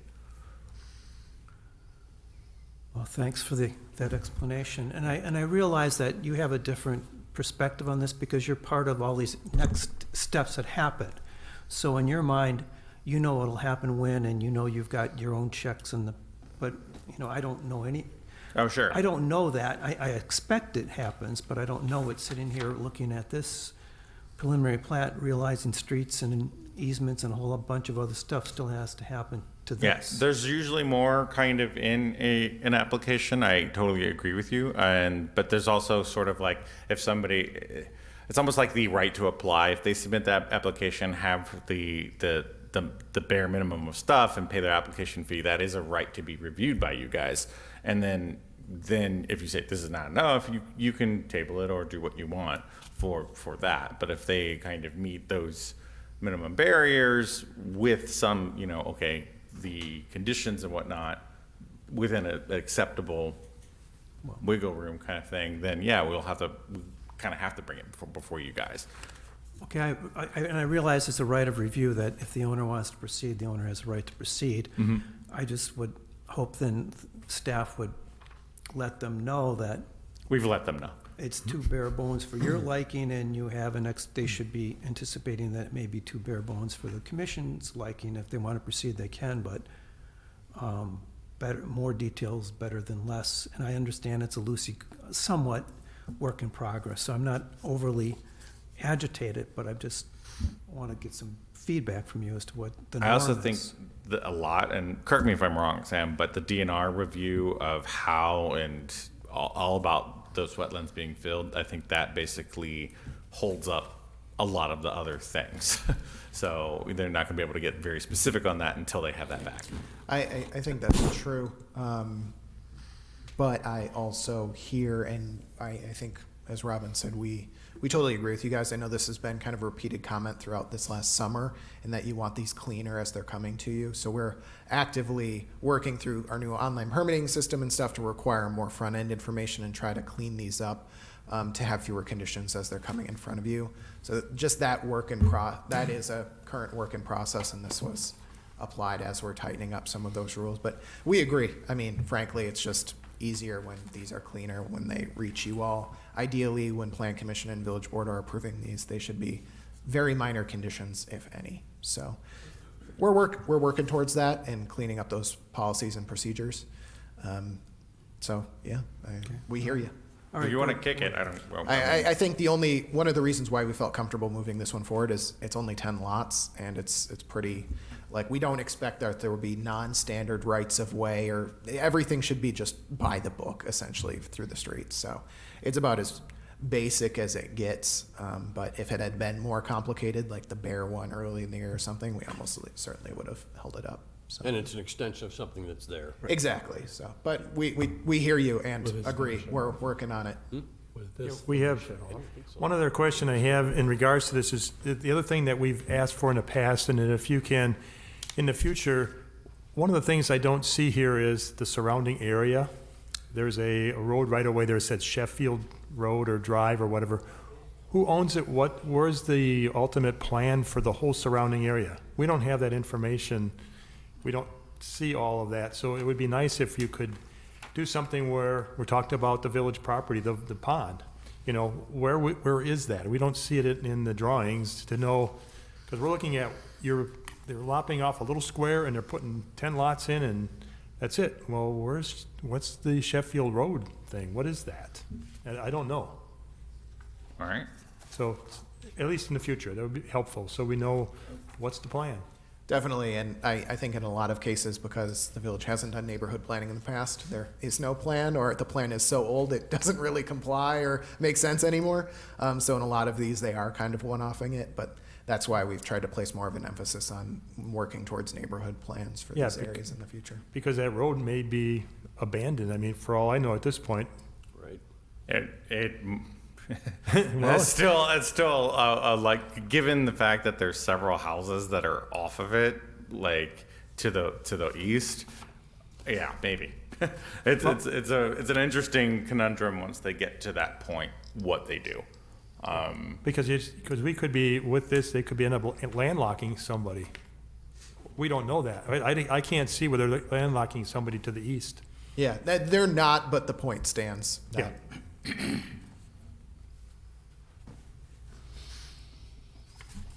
Okay, any other comments or questions? Joe, I agree with you, but this is something that comes from the surveyor. I'm not sure he's gonna go around and give us a whole view unless we get an overview from something else. I'm talking about It should be us, yeah.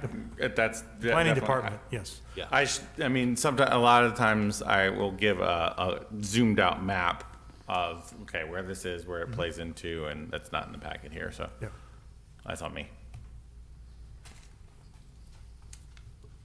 Mr. Chairman, I move to recommend approval of the Christina Estates subdivision plot application PSP-22-2 to the village board, subject to the conditions for approval. Second. Motion and a second. Any further discussion? Any public comment? We're going to call a question. All in favor? Aye. Opposed? Motion carries. And we can certainly, as that gets completed out, we can bring that, just hand that out or distribute it to be given out, so. Isn't, I have a quick question. Where is Sheffield Road? it doesn't really exist. It's, Right. Because I live on Hunter Drive, and Hunter Drive represented in this drawing would be like north-south. Is it next to me as well? Is it next to me, the Durand one?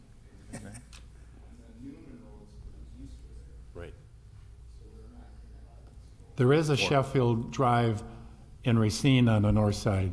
Oh, I know that. Yeah, well, I just wanted, it does exist, but not in Mount Pleasant. There's one there in the village. Chief, and I'm sorry if I didn't recognize you, if you had your hand up before. Just kind of give me a holler if that happens again. Give him a slingshot. Yeah, slingshot, okay. Come on, we gotta move on. All right. Next on the agenda, 7130 Spring Street Site Plan Review, SP 2226. Okay, so this is gonna call back some of the stuff that we were talking about earlier, and this also kind of is going to, this is a very minor one, but I'll explain in just a second. So Ordinance 42-2222 zoning amendment for 6228 Durand Avenue, ZMA 2214.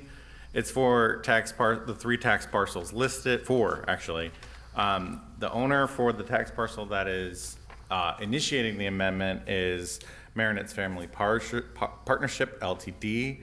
Applicant Marissa Coleman. This is for the Texas Roadhouse. The comp plan is mixed residential commercial, local planning area 16. The zoning district existing is B3/OPD Plan Unit Development Overlay Legacy, and proposed B3 General Commercial. They applied to amend the zoning map from the B3 PD to just a straight B3. The applicant wishes to remove the outdated PD restrictions to allow for a small addition to the building while leaving the use unchanged. The village staff also asked that the village board and plan commission consider removing the same restrictions on the neighboring properties of 2800, 2860, 2820 South Green Bay Road. Follows the comp plan and it meets the lot standards. The area is within tax increment District 2, which is past its expenditure period. And so additional considerations, staff would like Plan Commission input on removing other outdated plan development overlays. Most in the village are over condominium developments that were not allowable by right under the old outdating zoning code, and now they are allowable by right. Village staff often have difficulty finding the individual rules for the earlier plan development districts, and staff believes some records may no longer exist. Village staff recommend removing outdated plan development overlays because it creates a cleaner title document that prevents future situations like this application. Yep. to clarify and put a fine point on it, the applicant applied and said, do we need any zoning approvals? And I did my research and realized that there was a PD over this particular thing. We did not remove, as a part of the zoning update in 2020, we did not remove all of the PDs. While I probably it might have been just a bridge too far. We weren't ready to do that. A lot of things have to kind of transition. Now, we probably wish that we should have, just because there's not many useful ones that we have. For this particular one, there was a PD over, this was the old Village Hall site. When that was demoed and, there was the tax increment District 2 was created as a part of that. And this was basically the shopping center that was placed on there. There was a plan unit development over that shopping center.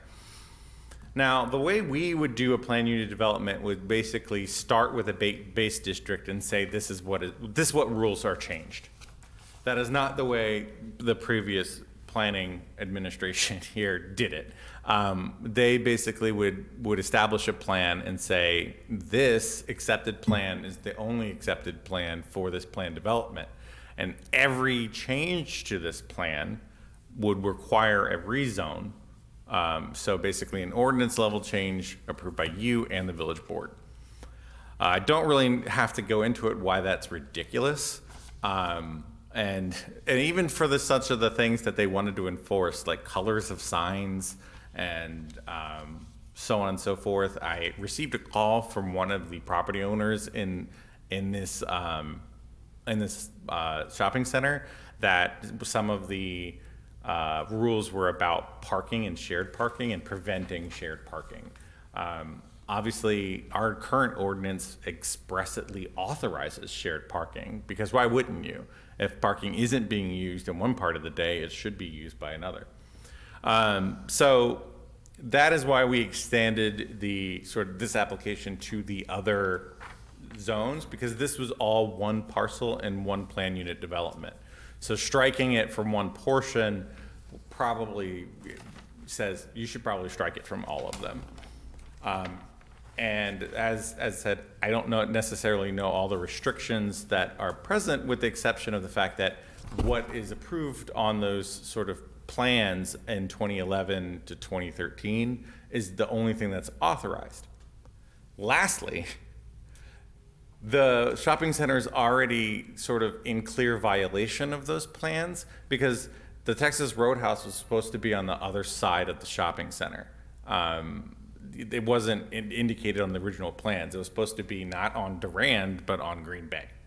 And there was a different arrangement. I cannot find any evidence of any authorization to approve location other than what's the original locations of stuff.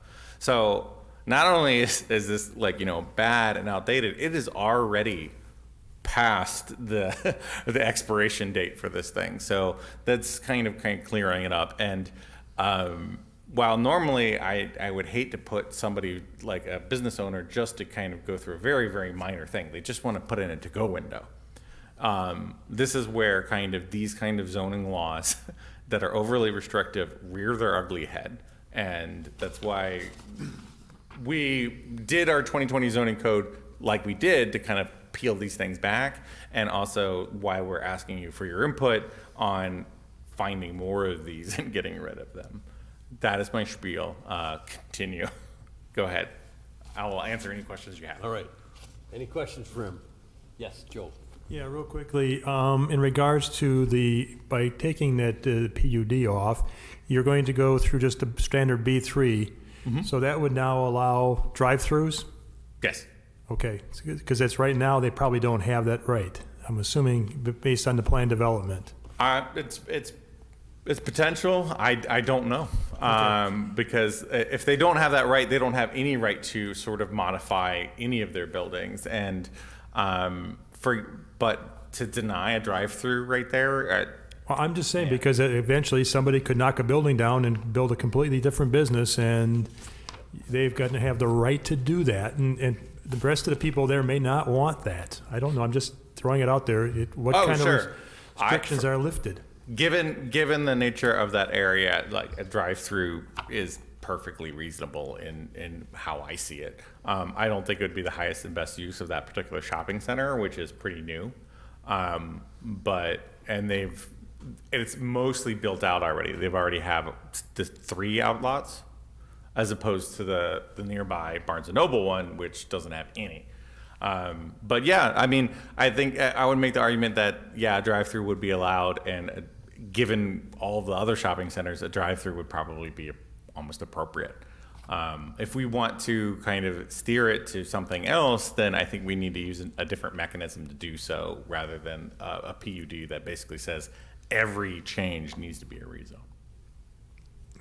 I think just to build on that, and Robin's points about PDs and generally, as we went through the 2020 zoning code rewrite, it was kind of our feeling, and generally I'd say the opinion of this current planning department, that we would rather have detailed discussions with you about where and how drive-throughs are appropriate across the village, apply those, amend the zoning text to, take in those nuances, but then apply those rules fairly and evenly across the entire village, as opposed to doing these one-off sites here and there, because even if we didn't want drive-throughs to locate here, there are other B3 zones where they could.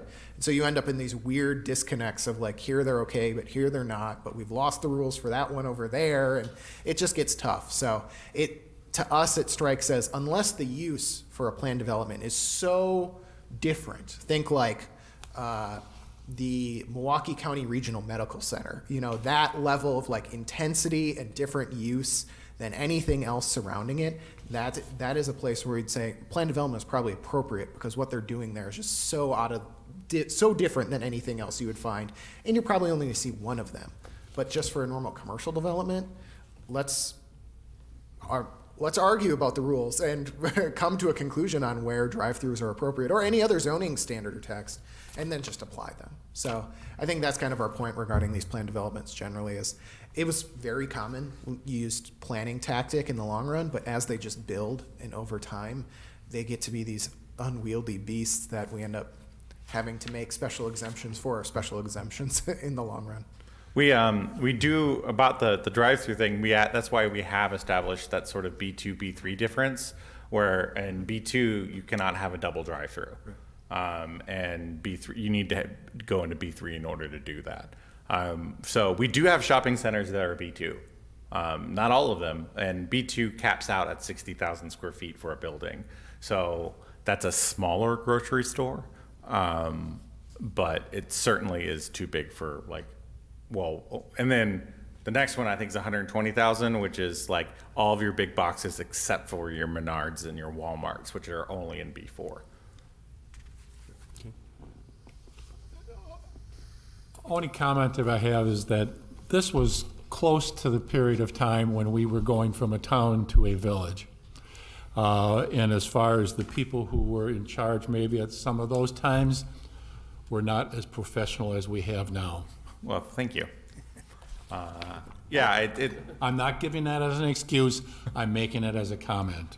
I don't want to completely bury years past. It was a tool that was widely used across many communities across Wisconsin. I think now the planning profession changes over time, and as time goes on, we just realize that some ideas were good, some ideas were bad, and we can fine-tune other ones. So this is one of those examples. We're going to have some that pop up yet that were bad at the time. And I'm sure we have implemented stuff that will look on in 20 years and be like, what were we doing? But that's the point of keeping the zoning text more of a living, breathing document, as opposed to ossifying something in 1972 and then never changing it. Right. Thank you. So the one last thing before we kind of go into the official thing, it's just like another example that I have is like sort of Taylor Harbor Crossing, those condos. They are under a PUD, and I think that explicitly allowed them to go up to 8 units a building, which wouldn't have been allowed in their zoning district at the time. Like those ones, stuff like that, like probably can get tossed because, we have zones for that. And the other thing is I would have said that back in the day where it's like, you have zones for that, use them. And if you don't, then that's a problem with your code. But, so we want to go ahead and recommend approval for this, and if you guys think we should, look at those other legacy PUDs, and see what we can do about them, then staff will take that direction. I think that makes sense. Our minister didn't leave yet, but he's waiting. Yeah, okay. He's up next.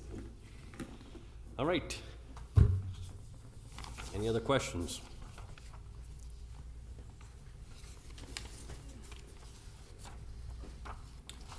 Mr. Chairman, I'd like to make a recommendation. The Plan Commission move to recommend approval of ordinance 42-2022, a zoning map amendment for 6228 Durand Avenue, zoning map amendment ZMA 22-14. Second. Motion and a second. Any further discussion? Hearing none, I'll call the question. All in favor? Aye. Aye. Opposed? Motion carries. Do we, can we move, the applicant up number 7? Can we do 7 now? Sure. Would that be a problem? Yeah, we've got him waiting for a long time. Is that a problem? No, whatever you guys want to do. Well, let's do it. You're up next. We just moved you up. So next on the agenda is 6108 Braun Road Site Plan Review, SP 2227.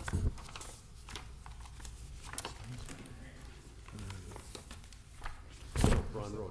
Yeah, Braun Road. I apologize for going so long, you know, and maybe this is you guys just saying you just want to hear me talk more. 100%. Okay, so pulling this up.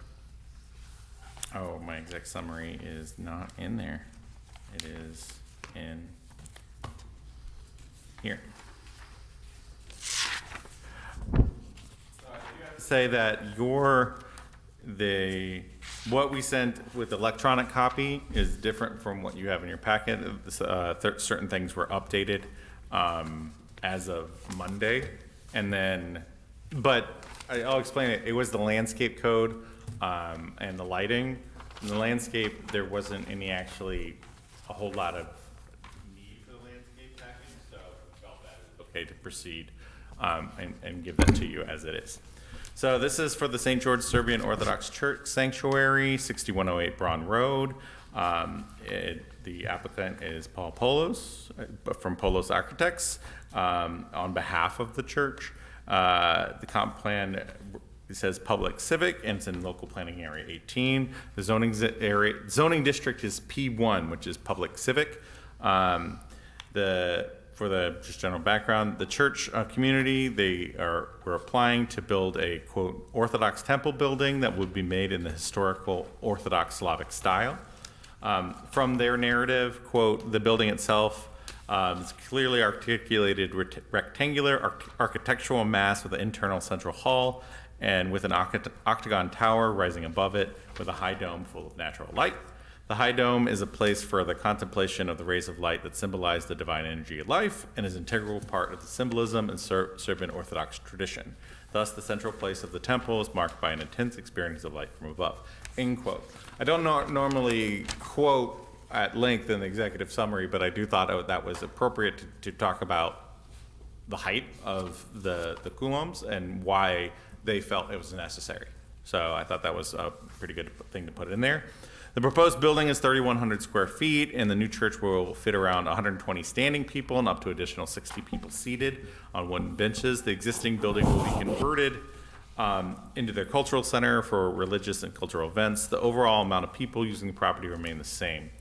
The village, it follows the comp plan. P1 neighborhood district is intended to accommodate small scale, low intensity public, civic, and institutional uses. So the 9110.150, the P1 district allows for buildings with a 35-foot high limit. So it basically takes the regulations from the most strict district that's around it. So it's 35 feet because that's what a residential district has, with 10-foot side and 25-foot front and rear setbacks. So that is applied. However, according to 90-610.15.B2, it allows for architectural stylings such as cupolas to extend building height regulations by up to 50%. That increases from 35 to 52. The applicant will apply for administrative adjustment for additional 1 foot 4 inches to the top of the cupola. The cross depicted on the top of the central cupola is over the height limit and will need to be modified or removed. So the plan that you have there has the spire at the top. Imagine that's not there. That is not a part of the application. It just made more sense to say that's not approved and continue on with the application than make them resubmit the whole plan. And then going through, you have an outdoor lighting plan, so fiscal impact, the lands contained in the application do not lie within any tax increment district, and the proposed use is a tax exempt use. Additional staff considerations. Staff appreciates the opportunity to showcase different architectural styles within the village. Religious buildings that stand out to passerby is certainly a hallmark of the village of Mount Pleasant. And we thought that was nice. So those, and the conditions are, one is the applicant will apply for and receive an administrative adjustment for the extra 1 foot 4 inches in height for the central cupola. They should revise the plan to modify or remove the central cross from the plan and that exceeds the height limit. And they have met the third condition that they should submit a full photometric plan with care to show lighting.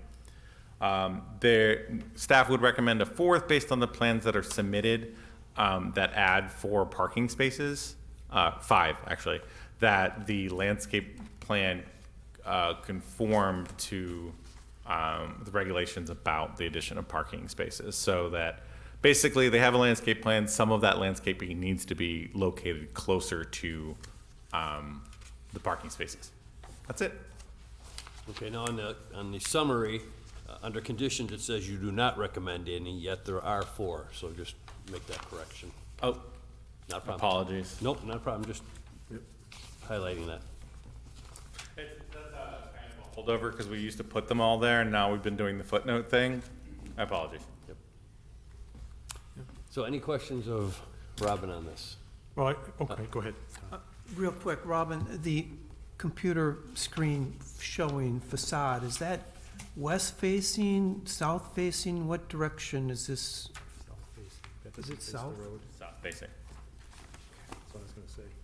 Yeah, do we have a depiction of what it's going to look like from Green Bay Road? Because that's the elevation, this is not the elevation you'll see from the road. That's actually behind the houses. No, we do not have an elevation from that side.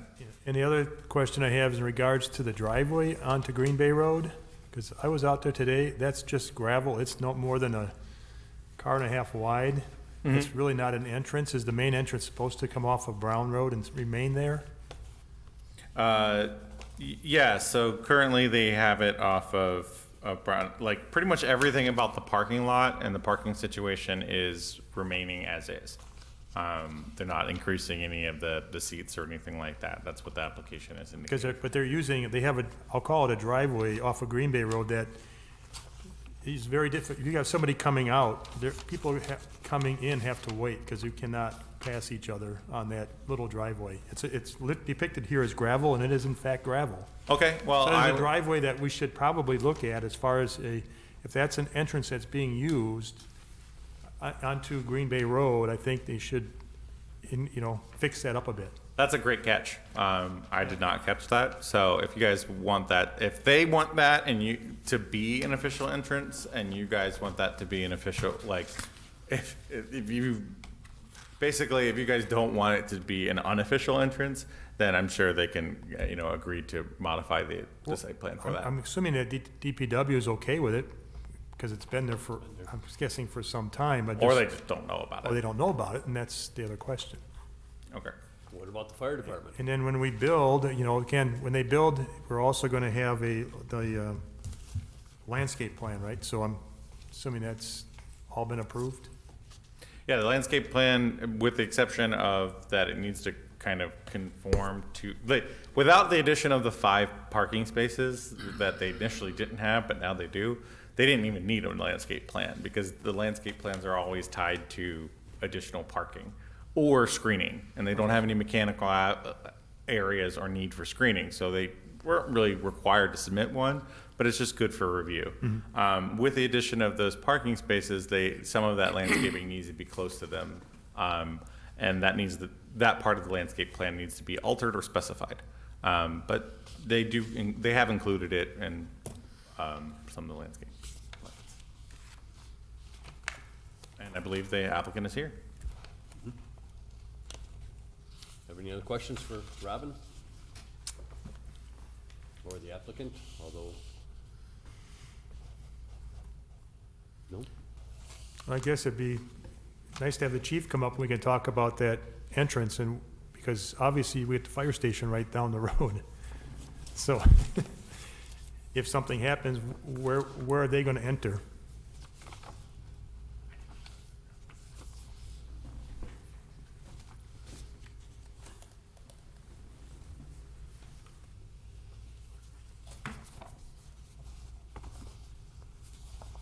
Ed Lockhart again, Division Chief, South Shore Fire, 658 Hunter Drive, Mount Pleasant, Wisconsin. Yeah, we are familiar because they are our neighbors.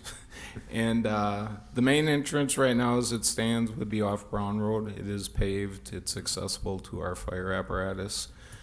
The way that sits, I'm trusting that is the south side of the building that would face Braun Road, right? The picture I'm looking at. The access road off the side that comes off Green Bay Road is definitely only 1 lane wide. We have gone in that way in the past. I personally take my Tahoe in and out of there, do their tent inspections when they have their festivals and things like that.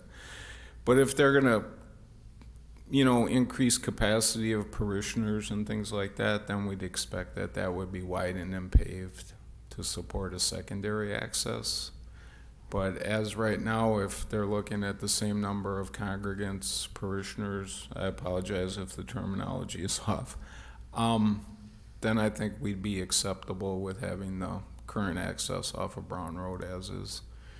And the building will sit as the existing one does. It is pretty close to the intersection, so we could work off Green Bay Road or Braun Road. Hopefully we don't have to. But yeah, if it's really truly future expansion and, it should be completed, pave that back access if they're gonna maintain it.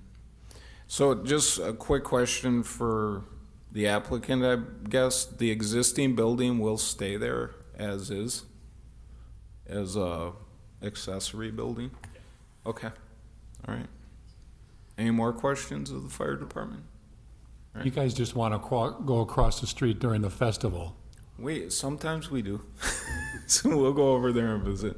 They come and visit us sometimes. They do scavenger hunt. They've been Neighbors. They've been good neighbors to us, so we definitely are excited for them and their project and hope everything goes well. Good. All right, thank you. Thank you. So if they were to increase the size of that, would they have to get state permit for that? Increase the size of what? The gravel driveway? No, Old Green Bay Road is not run by the state anymore. That's right. Okay. It's still our road. Yeah, it's ours, right. Never mind. But they would need permitting locally. Yes, okay. State's further to the west. That's right. Okay, any other questions for staff or for the applicant? Question for staff, is this recommendation without conditions or with conditions? Because it's the way it's written up. there's With no conditions. Condition, so we can move to approve this subject to conditions noted below, is that? Correct, yeah. We identified that. Okay. So you go ahead. I will go ahead and make a motion. I would make a motion that the commission recommends to the board that to approve the St. George Serbian Orthodox Church Sanctuary Site Plan for 6108 Braun Road, SP-22-27, subject to the conditions noted. Second. Motion and second, motion and second. Any other further discussion? Any public comment? If not, I'll call the question. All in favor? Aye. Opposed?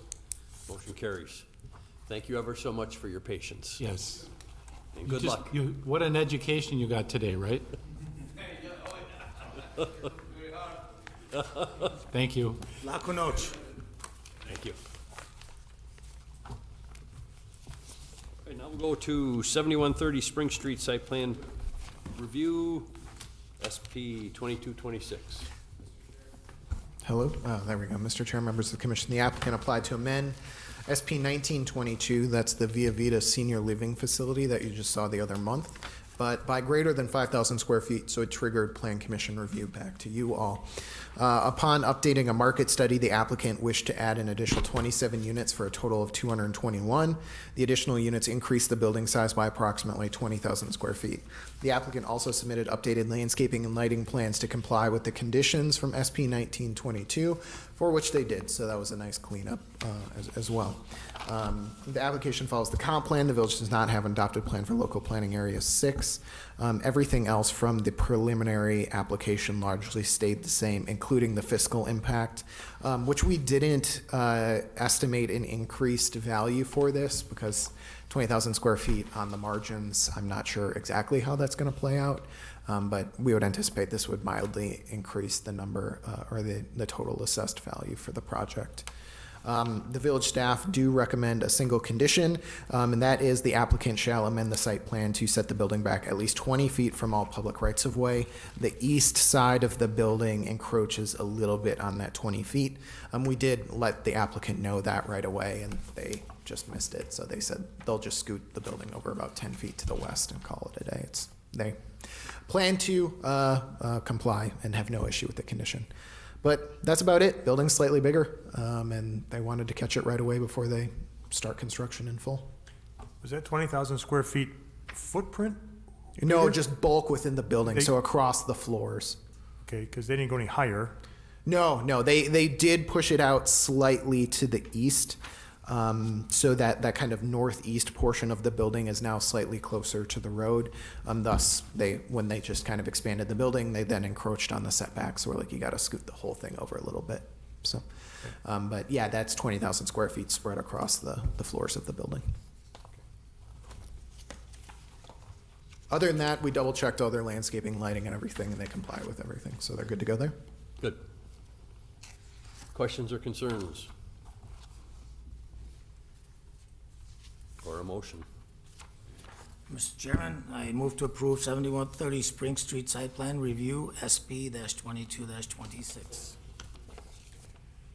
With the recommendation. With the noted recommendations. Second. Motion a second. Further discussion? None? No public comment? All in favor? Aye. Aye. Opposed? Motion carries. Want to wrap it up here, Sam, on these? Yeah, last one, Ordinance 41-2022, map amendment for 12830 West Kraut Road and 3047 US Highway 41, zoning map amendment ZMA 2213. Kenneth Nelson, on behalf of the owner, applied to amend the zoning map from AG2 for the shown parcels to M2, which is general industrial. The applicant wishes to be able to develop one or more of the following: large warehouses of 500,000 square feet or more, smaller warehouses of approximately 300,000 square feet each, vehicle storage areas, small buildings about 20,000 square feet each, to house businesses and serve proposed business park to the north. And the warehouses would be along the east frontage road, and the vehicle storage area, if there is one, would be on the kind of north-south parcel there. We've talked about this previously because it's related to the Comprehensive Plan Amendment 22-3, which you saw for preliminary review last month and is scheduled for Village Board public hearing in early December. The village staff still have a concern regarding the application and available utility service. Section 3H of the Intergovernmental Retail Water Service Agreement between the City of Racine and the Village of Mount Pleasant states, the village shall require new subdivisions and new commercial and industrial development within the Mount Pleasant service area to be connected to the Racine water system, of which this is.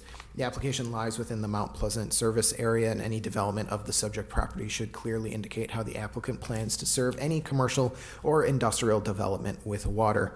That is our single condition. The applicant shall provide village staff a will-serve letter or equivalent engineering document endorsed by the Racine Water Utility showing how the applicant plans to serve the industrial areas with municipal water service.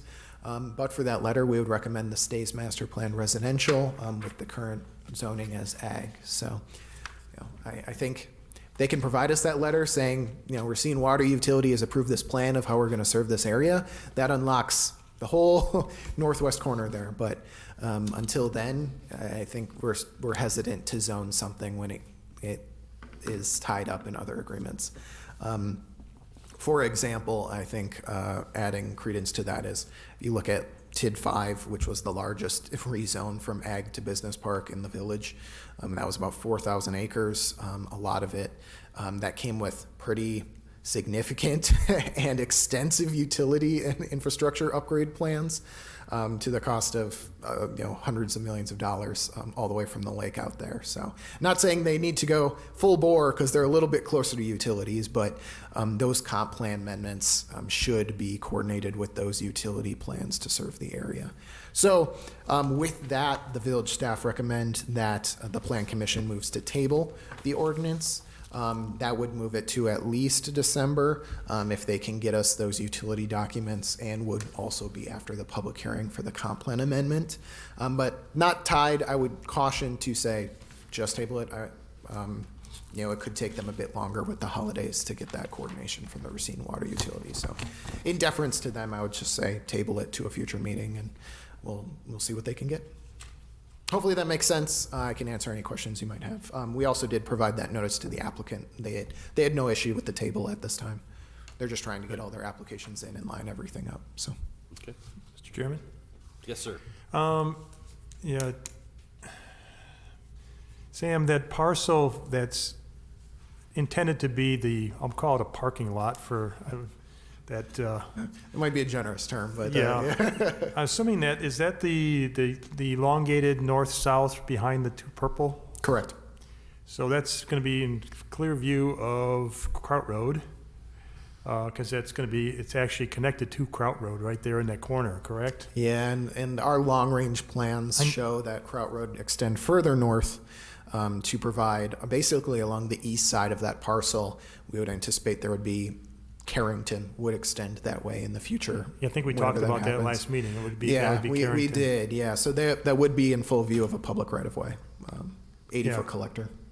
Yeah, and also obviously in on and out, I'm assuming they would request some type of a drive-through on that as well, which... Yeah, there would be a large amount of vehicular use area screening for the front areas, and then we would likely qualify the parking lot aspect in the back as like outdoor storage, and so that requires an even higher level of screening. So that's a pretty long frontage to require that. I can't speak for the applicant, but in my preliminary discussions with them, the auto auction site is the most tentative part of the plan. They would like to move forward with the northwest part because they have a potential developer identified for the business park buildings in coordination with Caledonia to the north as well. So if that becomes a reality, great. I think we have much less of an issue with those types of buildings. And if it's coordinating with our neighbors to the north, we also like to play nice in the sandbox with them. Yeah. But that auto auction site it's a tough one. Yeah, I would agree. And yeah, I think the property north of this is South Hills, the golf course. It is, of which, why I mention that is the applicant also owns South Yes. Hills. So, one step first, I mean, I think it's important to consider all those things, but until they can provide water service letter from the city, it's almost a moot point. Yep. Yeah. Okay. With that, do we have a motion? Mr. Chairman, I recommend the Plan Commission move to table Ordinance 41-2022, a zoning map amendment of 12830 West Kraut Road and 3047 US Highway 41, zoning map amendment ZMA 22-13, subject to the recommended conditions. Second. Motion and a second. Any further discussion? Hearing none, I'll call a question. All in favor? Aye. Aye. Opposed? Motion carries.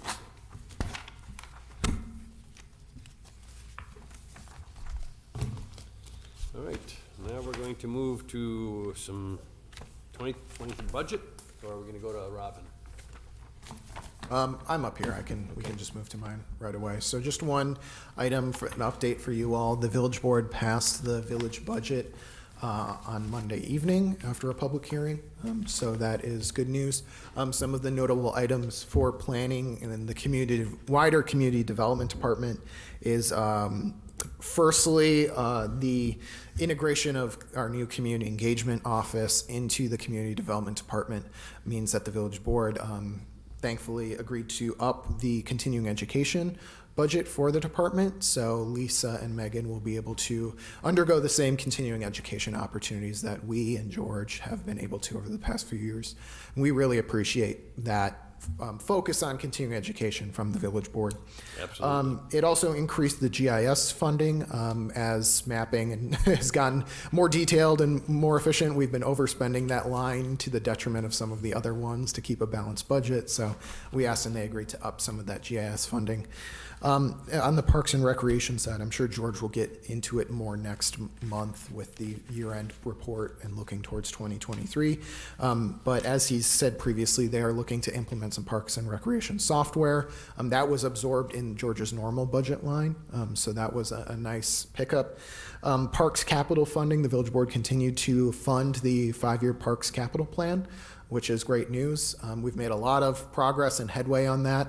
I think the main improvement that you can look forward to next year is on Old Spring Street, an improvement to the new Parks building parking lot in the adjacent kind of top of the Pike River pathway there on Old Spring Street. So all of that will be consolidated and coordinated together with a better crossing across the street. So overflow parking will function more as a cohesive unit and make improvements there, which will be really nice, as well as some other minor park upgrades and the increased tree funding, as we've previously discussed, across the rest of the parks. So we basically tripled our tree funding and continued to fund our parks capital plan, which is great. Good deal.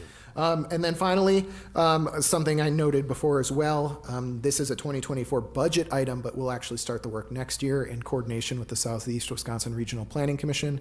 They're going to come in and help us update our bicycle, and we're adding a pedestrian component to our bicycle and pedestrian plan now.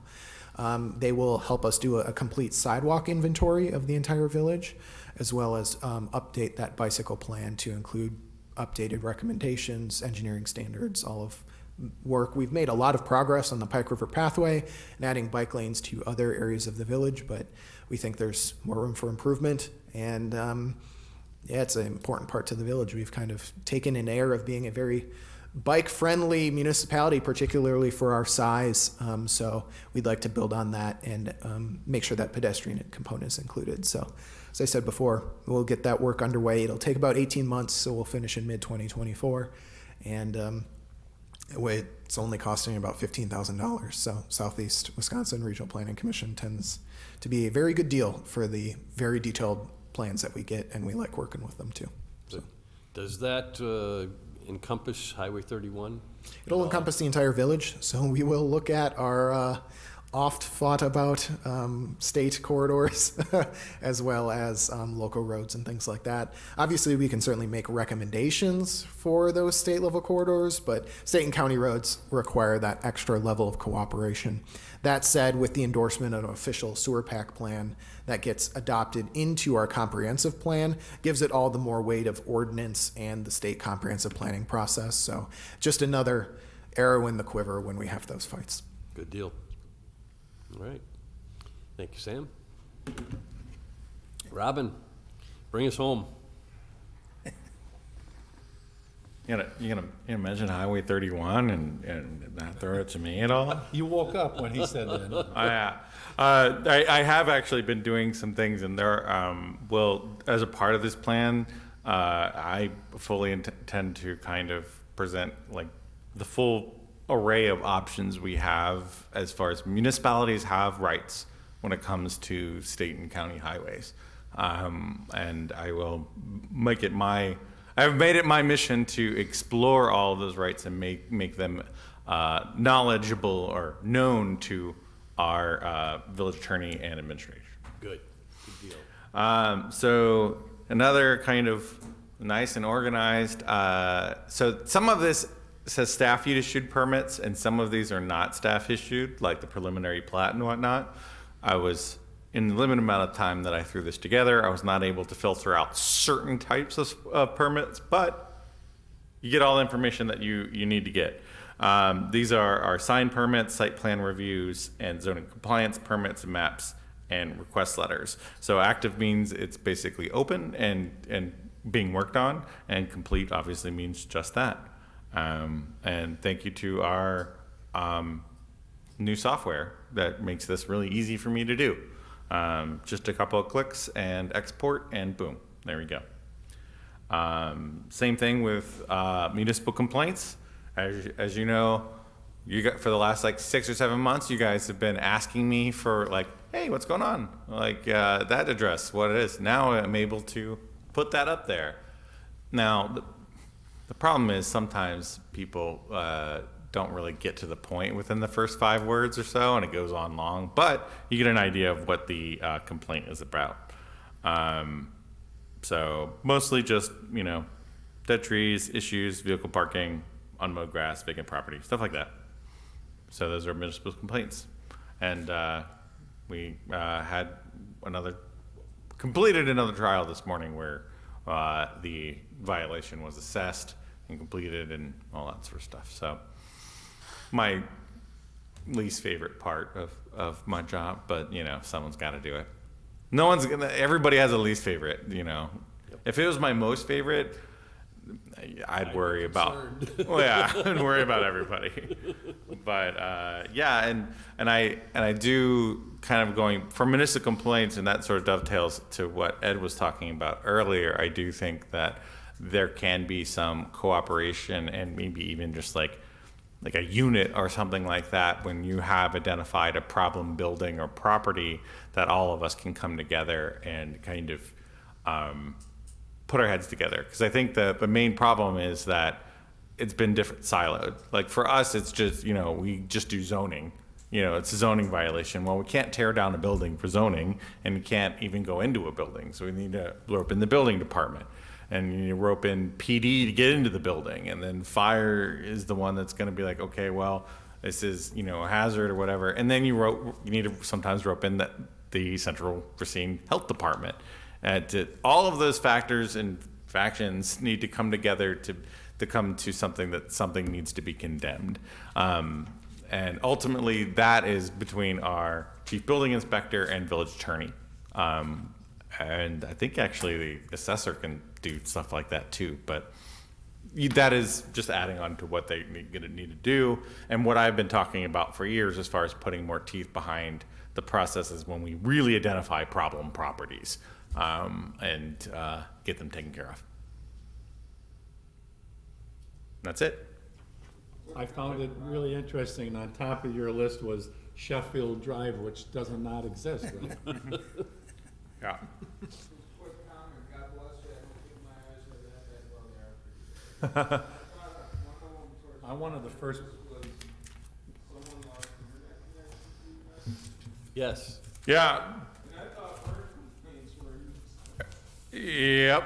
God bless you, Ryan. I mean, stuff like that, like it filters through Lisa first, then she has to sort of figure out where it goes. So, awesome for her to be the point person in this operation because, without her, it would be a little bit lost. Well, my son didn't get his garbage picked up last Monday, and I said, call the